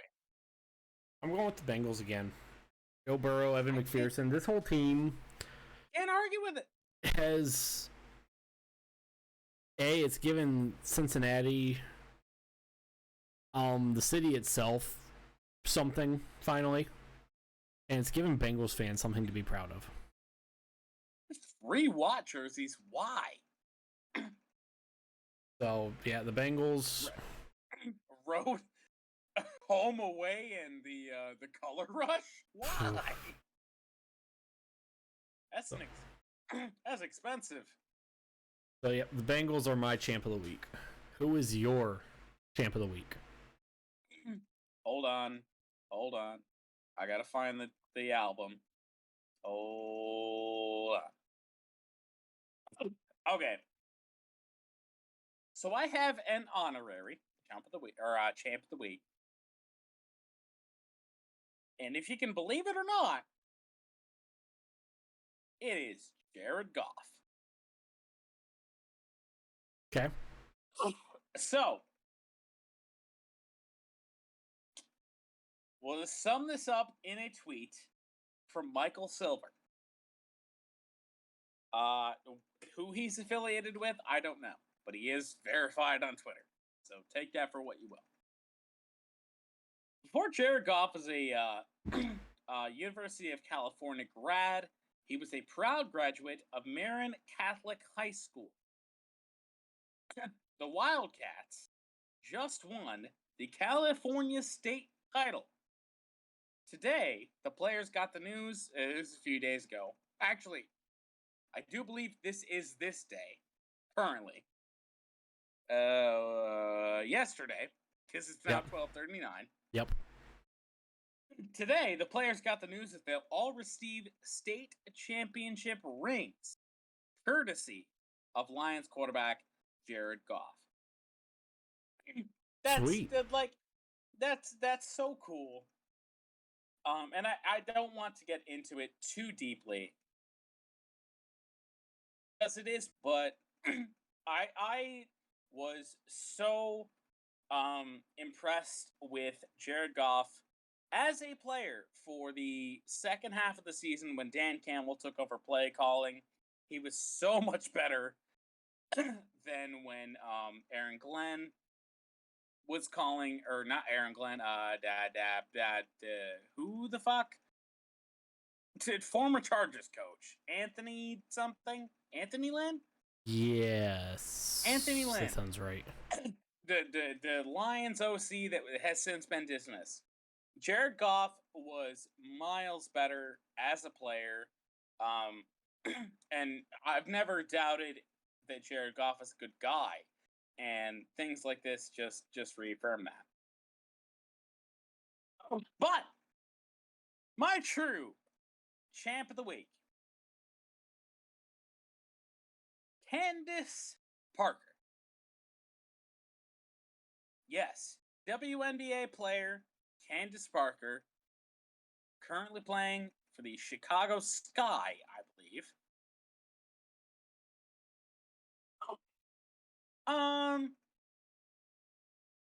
She is in a same sort of agreement that my brain's malfunctioning.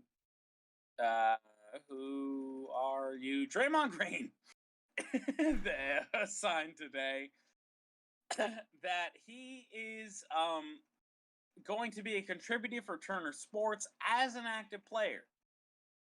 Candace Parker basically is that for the WNBA. Huh. On TNT NBA postgame, the crew showed highlights of the Denver Nuggets versus Detroit Pistons, which turned out to be a 5-point Piston loss.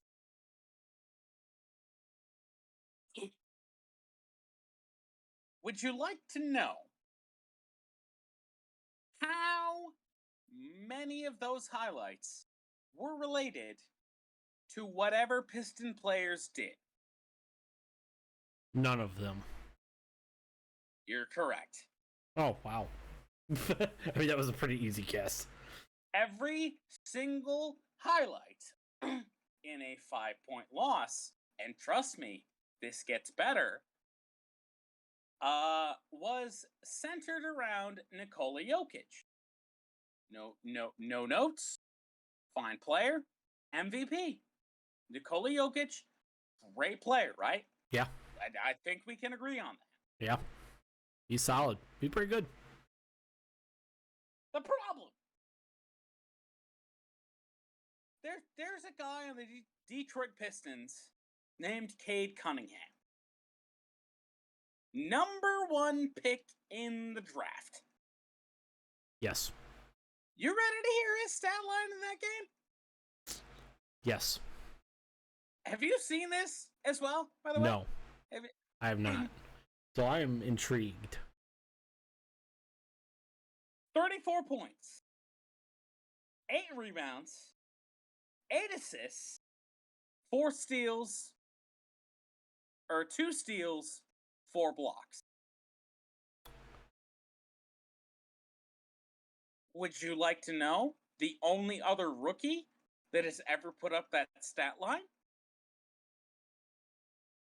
Would this individual be named LeBron James? No. Oh. Tell me. The only other individual to put up 30 plus points, 8 rebounds, and 8 assists, specifically,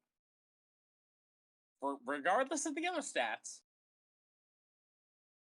was Michael Jordan.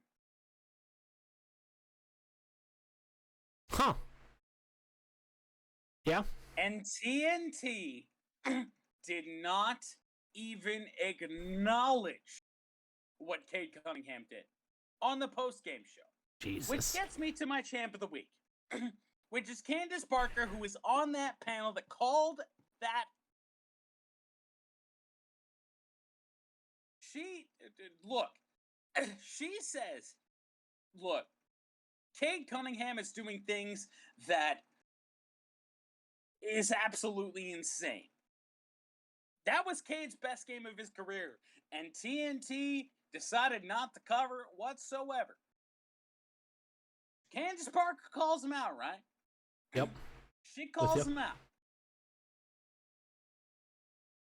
And says all she has to say. It was 30 seconds of her saying, like, look, how are we not paying attention to this? What are we doing? She calls him out.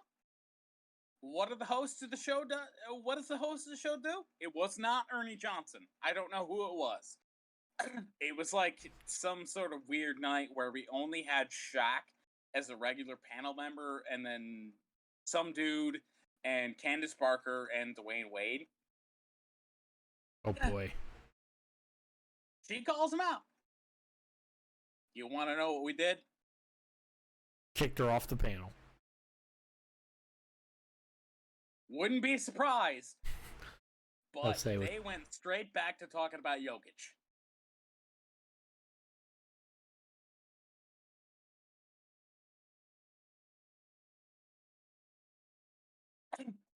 I resign my champ of the week because those people honestly could be my chump of the week. Everyone outside of Candace. Candace Parker, my champ of the week. Thank you for sticking up for us. And thank you for sticking up for Cade Cunningham, because what he is doing is so great right now. Detroit versus everybody. Champ of the week for you. My chump of the week. Oh, by the way, hello, Evo. What did? Whoa. Oh no! Goddamn. Timeout. So I screenshot this stat line for Cade Cunningham at 7:11 last night, and I just looked at the screenshot of this, and I thought that it was literally 7:11 a.m. I was like, how the hell did that happen? Right. Goodness gracious. What's up, Evo? Why are you up? Why are you up? Go ahead with your champ of the week. My chump of the week. Oh, champ. Who was your champ of the week? Bengals, the Cincinnati Bengals. All right. That was you ranted about your champ for so long that you already forgot. That's exactly what it was, too. My chump of the week is current sitting FIFA president Gianni Infantino. Yeah, I think that. Who yesterday talked about why we needed World Cups every 2 years. Do you want to know what his reason was? If you haven't heard it yet. Haven't heard it yet. I would assume it's bad. Evo's heard it, and yeah, it's not good. This is chump of the year candidacy right here. My first chump of the year candidate. And this is an exact quote. We need to find ways to include the entire world to give hope to Africans so that they don't need to cross the Mediterranean in order to find maybe a better life, but probably more death in the sea.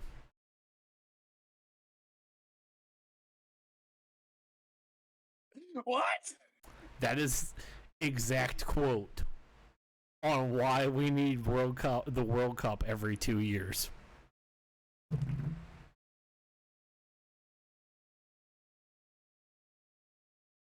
It's not funny, but like... No, it's not. It's not funny, but like... Hold on. It's not... don't get me wrong. I am laughing my ass off. But it's not funny in the sense... It's to what he said was funny. But like... What equivalence does that have? It doesn't. What relevance does that have? It doesn't. Oh my god! What is this, Fox News? I wish. Is this just like racism at its purest point, where somebody thinks they're actually making a solid point, and then just like, they aren't? And here, I'll even do you better. I'll send you a screenshot just so you could see what this guy looks like. Oh no. I don't know why I got a screenshot. But I mean, he's wet as fuck. I already know. Oh no! This dude's whiter than me! yeah. That's my When has this dude ever seen sunlight? No. 1987? Probably.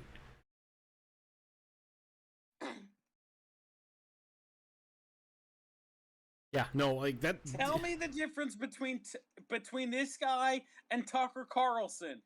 The only difference is Tucker Carlson has hair.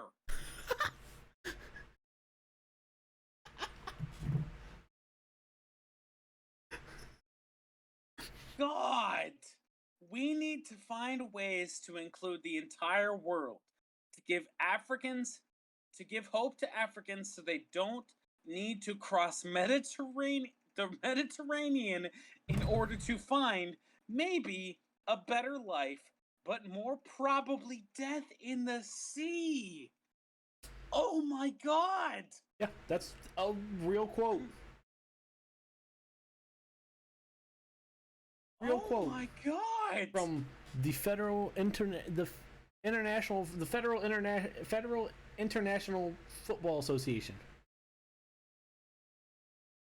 You know it's bad.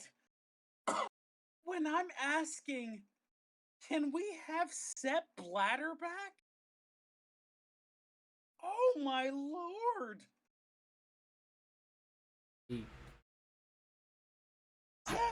Sepp Blatter is a scumbag of scumbags. But he didn't say anything like this. No. He was a money laundering shitbag. Scumbag. What the fuck is this? How did I not see this? I don't know. I honestly when you told me you didn't hear about it, I was just like, yeah. Gianni Infantino is a loser. Why does FIFA continue? Can I run for FIFA president? Please? I'll do a better job than Sepp Blatter and Gianni Infantino. Where the fuck that is? Well, I can tell you what he is. Loser. Oh, I've been hitting the button for a solid minute and a half. Hit the button again. Loser. Okay, who's your chump of the week? If you can find a way to top my chump of the week, I will be thoroughly impressed. Not that it's a competition. You should know what my chump of the week is. I told you, maybe 5 hours after last week's show ended.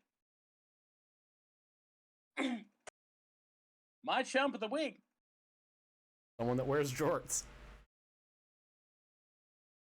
He might legitimately wear jorts. I don't know.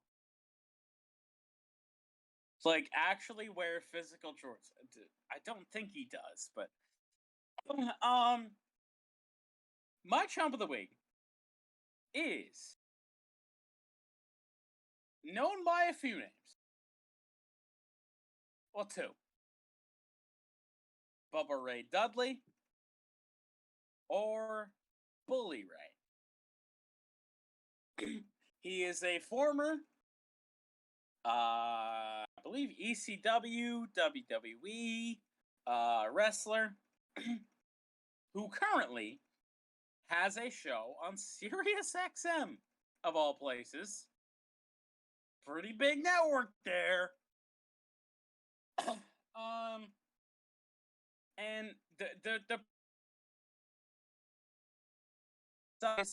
could have easily been my chump of the week, and honestly, he is an honorable mention for my chump of the week, and that is John Moxley, Dean Ambrose, whatever you want to know him as. John Moxley, as he's currently known in AEW, was he took some time off a few months ago to get sober, which like was best for his personal health. The guy was everyone that knew about John Moxley already knew that he enjoyed a drink or two after his matches, but nobody really knew, and I don't even think John, up until John knew that was an issue, knew something like that, and he, I'm gonna see your comment in a second, Squid. I'll at least read it. John admitted that he had a problem with alcohol and took time off to get himself right. And I give John Moxley all the credit in the world, because there are so many people in this world that cannot admit when they have a problem, and then it becomes even more of a problem. So just the strength that it takes to admit that you need help is something that really takes a lot of personal strength. So we took 3 months off from AEW and came back recently, and I know Austin's seen this picture. The dude looked at least 10 years younger after 3 months of sobriety. Like, I think you get, like, I showed you that picture. Like, he had the classic alcoholic puffy face. Oh God! And yeah. then three months later, he came back, and he looked like Dean Ambrose back in WWE. Yeah, he looked like old school Dean Ambrose. He looked like how he was when he left WWE. That guy, like, hell, you can just look at the guy and know he is 100% more healthy than he was 3 months ago. Insert my chump of the week, Bubba Ray Dudley, or Bully Ray, whatever you want to know him as. He has a platform for some reason over on Sirius XM. And after John Moxley came back to AEW and gave a phenomenal promo that was like, I'm not the biggest AEW fan, But that promo itself is so phenomenal. From start to finish, it's just perfection. It's what every fan wanted to hear. No fans felt any sort of ill will, even when he left, because everyone knew why he was leaving. Every fan heard that promo and was like, "Is this fucking awesome?" Even signing off from that promo with a warning that he's coming for championships, and I believe he'll probably get there. Tony Khan will probably put him in that spot. But signing off with the final line of, "These days, the only thing I drink is blood." Which is both hilariously wrestling and very, very personal. But sign in Bubba Ray Dudley,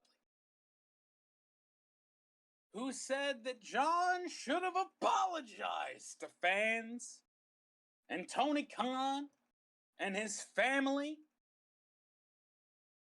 for not being there. I mean, there's a clip on Twitter. You could probably go back and find it on SiriusXM. It's all over the place. Yes, it is. I've seen it. It's the most ridiculous thing I've ever heard. Especially when you get to the point of him apologizing to his family. I'm sorry. You want a fictional character in Jon Moxley, which isn't his real name, to apologize to his family on national television? You know, if he took the time to get the help and make himself better, you know, if his family felt slighted in that aspect, you know he apologized to them privately. First off, that's my main gripe. Because the fact that you can even say that after somebody is on a television show, it blows my mind. It blows my mind. And second off, to Tony Khan, I'm sure he probably apologized to Tony Khan. If he, knowing just through history how we know Jon Moxley as a person, we've never known him as anything but a solid person, or a solid character, or anything. I would be willing to bet that he probably did apologize to Tony Khan. Yeah, very possible. Because, like, I'm sure, like, as a person, I feel like especially when you admit you have a problem, you realize it's a problem. And you know and you understand the standpoint of the people that were hurt because of that. And I don't think Tony Khan gives a goddamn shit, because Jon Mox is one of the best things going on. and Tony Khan, for all intents and purposes, has been a man of the people in terms of his wrestlers. Like, Vince McMahon can't say that, Tony Khan can. And then apologizing to the fans, we don't need an apology. As someone who is a fan of this man, who has watched him for so long, we don't need an apology. We're glad you're good. we're glad that Jon Moxley's good, and his return, and just him looking healthy and looking good. That's what we care about. So, Bubba Ray Dudley, Bully Ray Dudley, whatever the fuck you want to go by right now, just shut up. And I say just shut up, but please, you better come out and say something to Jon, because that ain't it. Nobody's looking for an apology from Jon Moxley for looking after his personal health. Nobody. Outside of you. Like, in what world do you have a peer? Because that's basically what it is. I get they don't work for the same promotion, but they work the same profession. Like, even though Bubba's retired, how do you not just wish your peer well? I could go on for this for ages. He doesn't know anybody an apology. I'm glad he's healthy. I'm glad he's... 3 months. 3 months of him being on to focus on sobriety and getting better. And he looks 10 years younger. It's phenomenal. And it honestly makes me want to watch AEW more. Just because, like, out of the few people I care about in AEW, like, that's one of the guys. And he's bettered himself, and he has gotten healthier, and everything. And to go to the platform that you have to say he didn't apologize to people for bettering his life, it's asinine. It's asinine. And I like the Dudley boys. I liked Bubba Ray Dudley and Devon, even though I don't need to bring Devon's name into this. This isn't his fault. But come on. Everybody's personal well-being is so much more important than fucking goddamn professional wrestling. I don't really have much to add to it because you actually got everything that I would say. I mean, that's one of the longest Chump of the Week rants I've been on in a long time, because it just pisses me off. Like, I heard that clip, and like you said, you heard it too, and it's just... Like, I mean, I had to go... 2 weeks ago, we thought Rico Beard was a chump. When it comes to this, Rico Beard's a goddamn pope. Yeah. Yeah. It's a fucking farce. We have two very, very legitimate, just flat out legitimate chumps this week. There were many other chumpy people this week, which is so sad. But and we just found the two worst. None of them topped that.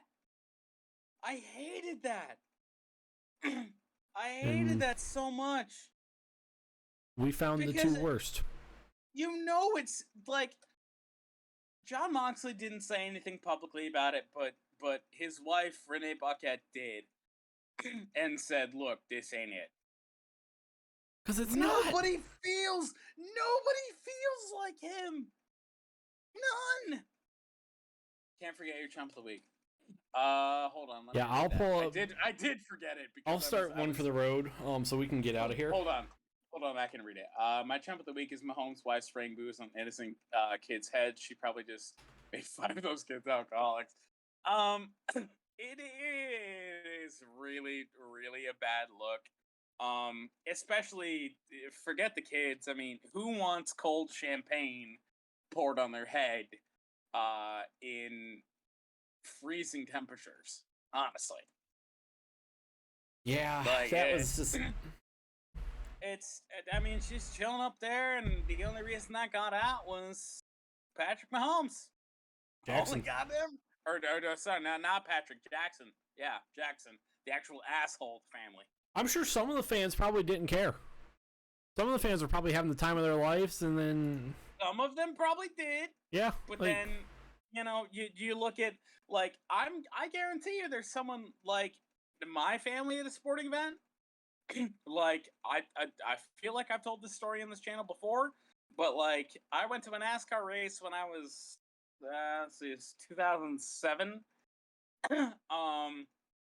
And after the race, we're tailgating in the parking lot, and there were drunks all over the place, chicks showing their tits and things like that. There's somebody there with their kid that would be like my mom was in that instant. Oh yeah, 100%. This is not the place that we need to be right now, and bolted the fuck out of there. Yeah. I agree. Let's move on to one for the road so we can get out of here and I can go to bed. What's a bed? Right. What's your one for the road? Because I think everyone knows what mine is, so you can do yours first. I have two. Okay, fair enough. They're kind of equal. I'm gonna lead off with the Rolex 24 at Daytona sports car race multi-class. Fuck, I forgot that is this week. Unfortunately, I do believe it starts on Saturday, which kind of interferes with my other one for the road. Yeah, I mean, I always love the Rolex 24. Watch any bit of it that I can. I'm not sure where you can find it, because it was on NBCSN. NBCSN is now dead here in the U.S., so I'm not sure where it is. It might still be an NBC thing, but let's see. NBC, Peacock, USA, Peacock, USA, Peacock, USA, NBC. They hop around that much? Yep. I mean, at least I have access to all of those, but that's annoying as fuck. Yes. So, Rolex 24, always good time. I mean, if you love racing whatsoever, it's one of the crown jewels, for sure. That, Le Mans, over here in the U.S., Petit Le Mans, things like that. Spa, Nürburgring, things like that. Yeah. 24 Hours of Daytona is a phenomenal time. You got so many star drivers going out there and going for it. And one side note is Robert Wickens, who of course got injured in an IndyCar crash. He's currently in a wheelchair. He is racing a Hyundai in the 24 Hours of Daytona. I forget the technical name of the class. It's amazing. Gran Turismo terms, it's GT3. It's an LM. I get so confused with the class names in terms of sports car racing. So, it's not a prototype, but it's one of those. Oh God. Oh Jesus. I know. It's a GTLM. Yep, GTLM something. This is GTL. Whatever. No, actually, look it up. It might. Hang on a second. You don't know what team he. I can just fucking Google his name. I know he's driving a Hyundai. But keep rolling. Yeah, for the Rolex 24, and chime in whenever you've got the actual answer, because I do still have another one for the road. Yeah, no, it is just so incredible to see Robert Wickens back behind the wheel of a car. I love that. It's phenomenal as a racing fan, and I do wish him the best. And if that car fucking wins, man, you can guarantee you'll see them in this segment for Champ of the Week next week. for fucking sure. My other one for the road is WWE's Royal Rumble. Now, I don't often make wrestling shows my one for the road, but wrestling is fake. Okay, I get it. God damn it. But the Royal Rumble is straight up entertainment, and it's sports entertainment to the fullest extent.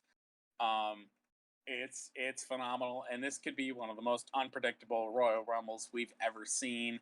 We've already got an Impact Wrestling World Champion in the Women's Royal Rumble. We're probably going to see more wild-ass surprises in the Men's Royal Rumble. And then, even outside of the two Rumble matches, Bobby Lashley versus Brock Lesnar, a match 20 years in the making, two legitimate badasses, and I hope that Brock has agreed to let this go longer than 10 minutes. Because if this match is a long one, oh my god, it's going to be a banger. Holy shit. You look at the rest of the card. Roman Reigns and Seth Rollins, two former Shield members clashing together. Seth Rollins mentioning Jon Moxley, who wasn't Jon Moxley in WWE, he was Dean Ambrose in WWE in the build up to this one. I mean, this whole card just has banger written all over it. I'm going to love every second, but the Royal Rumble especially is my favorite WWE pay-per-view of the year, even over WrestleMania, just because of the insanity that happens at the end of these Royal Rumble matches. Like, who the hell had Edge winning last year? Basically nobody. It's all I did was Daniel Bryan, Big E, people like that. Edge fucking won the thing. So, this one, unpredictable as fuck. I mean, we got, on the women's side, you could have Bianca Belair winning for the second straight year. You could have Rhea Ripley. You could have Liv Morgan. Could have any number of people. On the men's side, a little bit more unpredictable. I would like to see AJ, a couple predictions, and I'll let you get in there. AJ Styles, I would like to see AJ win over everybody. Can't forget Kofi and his hotcakes. Kofi is in the Rumble. He'll have some sort of weird spot that keeps him in the Rumble. He'll get thrown over the top rope and get saved by a shoe or something. I don't know. But, yeah, no, AJ Styles winning the Royal Rumble would be where I'm at. I don't know who he challenges, but it's just what I want to see, because we're running out of time to enjoy AJ Styles. So, that's what I want to see. Have him challenge, even have him lose at WrestleMania. I don't care, regardless of who's champion. But AJ Styles to win the Royal Rumble. My pick for the women's, Rhea Ripley as of right now, but that might change before Saturday. Go ahead. So, this is going to be a little complicated, just because there are one of two classes that Robert Wickens can be in, because he is not in the actual 24-hour at Daytona. Is he not? I swear that's what I saw. He is in the 4-hour challenge for the So, IMSA does something, I don't want to say, they have a sister series. IMSA, yeah, however you want to call it, has a sister series. They have the Michelin Pilot Challenge that goes along right with the WeatherTech, whatever the fucking Christ, what is the actual, whatever the actual sponsor is. WeatherTech Sports Car Challenge? Maybe? That sounds... yes. I mean, it is WeatherTech. I know that for sure.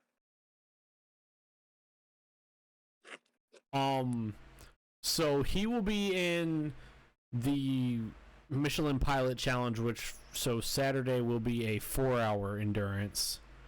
He will be driving for Brian Herta Autosport with Club Agagian something, and the Hyundai Elantra touring car. Okay. Hyundai Elantra N touring car. I mean, at least I had Hyundai right. Yeah.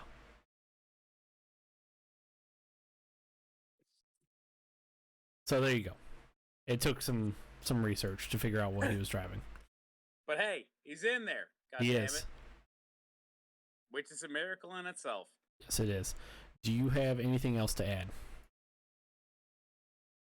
No, I think I'm good.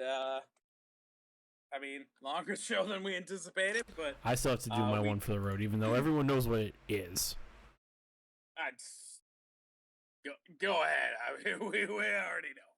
My one for the road, Sunday at